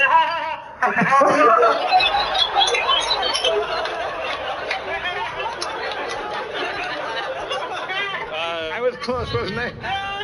Spencer, if you could do us the honor of picking the race and class of the characters, you don't have to name them. We'll name them. Okay. Rob Schraub is having a heart attack in the audience. So then part of our show next week is you'll present the characters next week. I have no idea what's going on. I'm all for it. I know I'm going to win. Come to next week's Harmontown with your satchels and your dice. I have a feeling there's a lot of dungeon masters out there in Los Angeles, and I think all of them listen to this podcast. Yes. Yes, we do. I think you. I know all of them. All right. Well, thank you, Spencer, for Spencer, everyone. I trust Spencer. I trust Spencer to say 3rd edition is the way to go. I don't know, man. When I was a kid, it was there were no editions. There was my Dungeons Master's guide had melted wax on the inside cover and like just all kinds of notes and maps, because everyone felt like you were this close to worshiping the devil. It was punk rock. It was cool. All you people care about is fucking Inception. That's all you care about. That's your Dungeons and Dragons. Because if you think about it, a troll could be a paladin. That's mind-blowing. A dream in a dream, that's a 6-year-old could say that.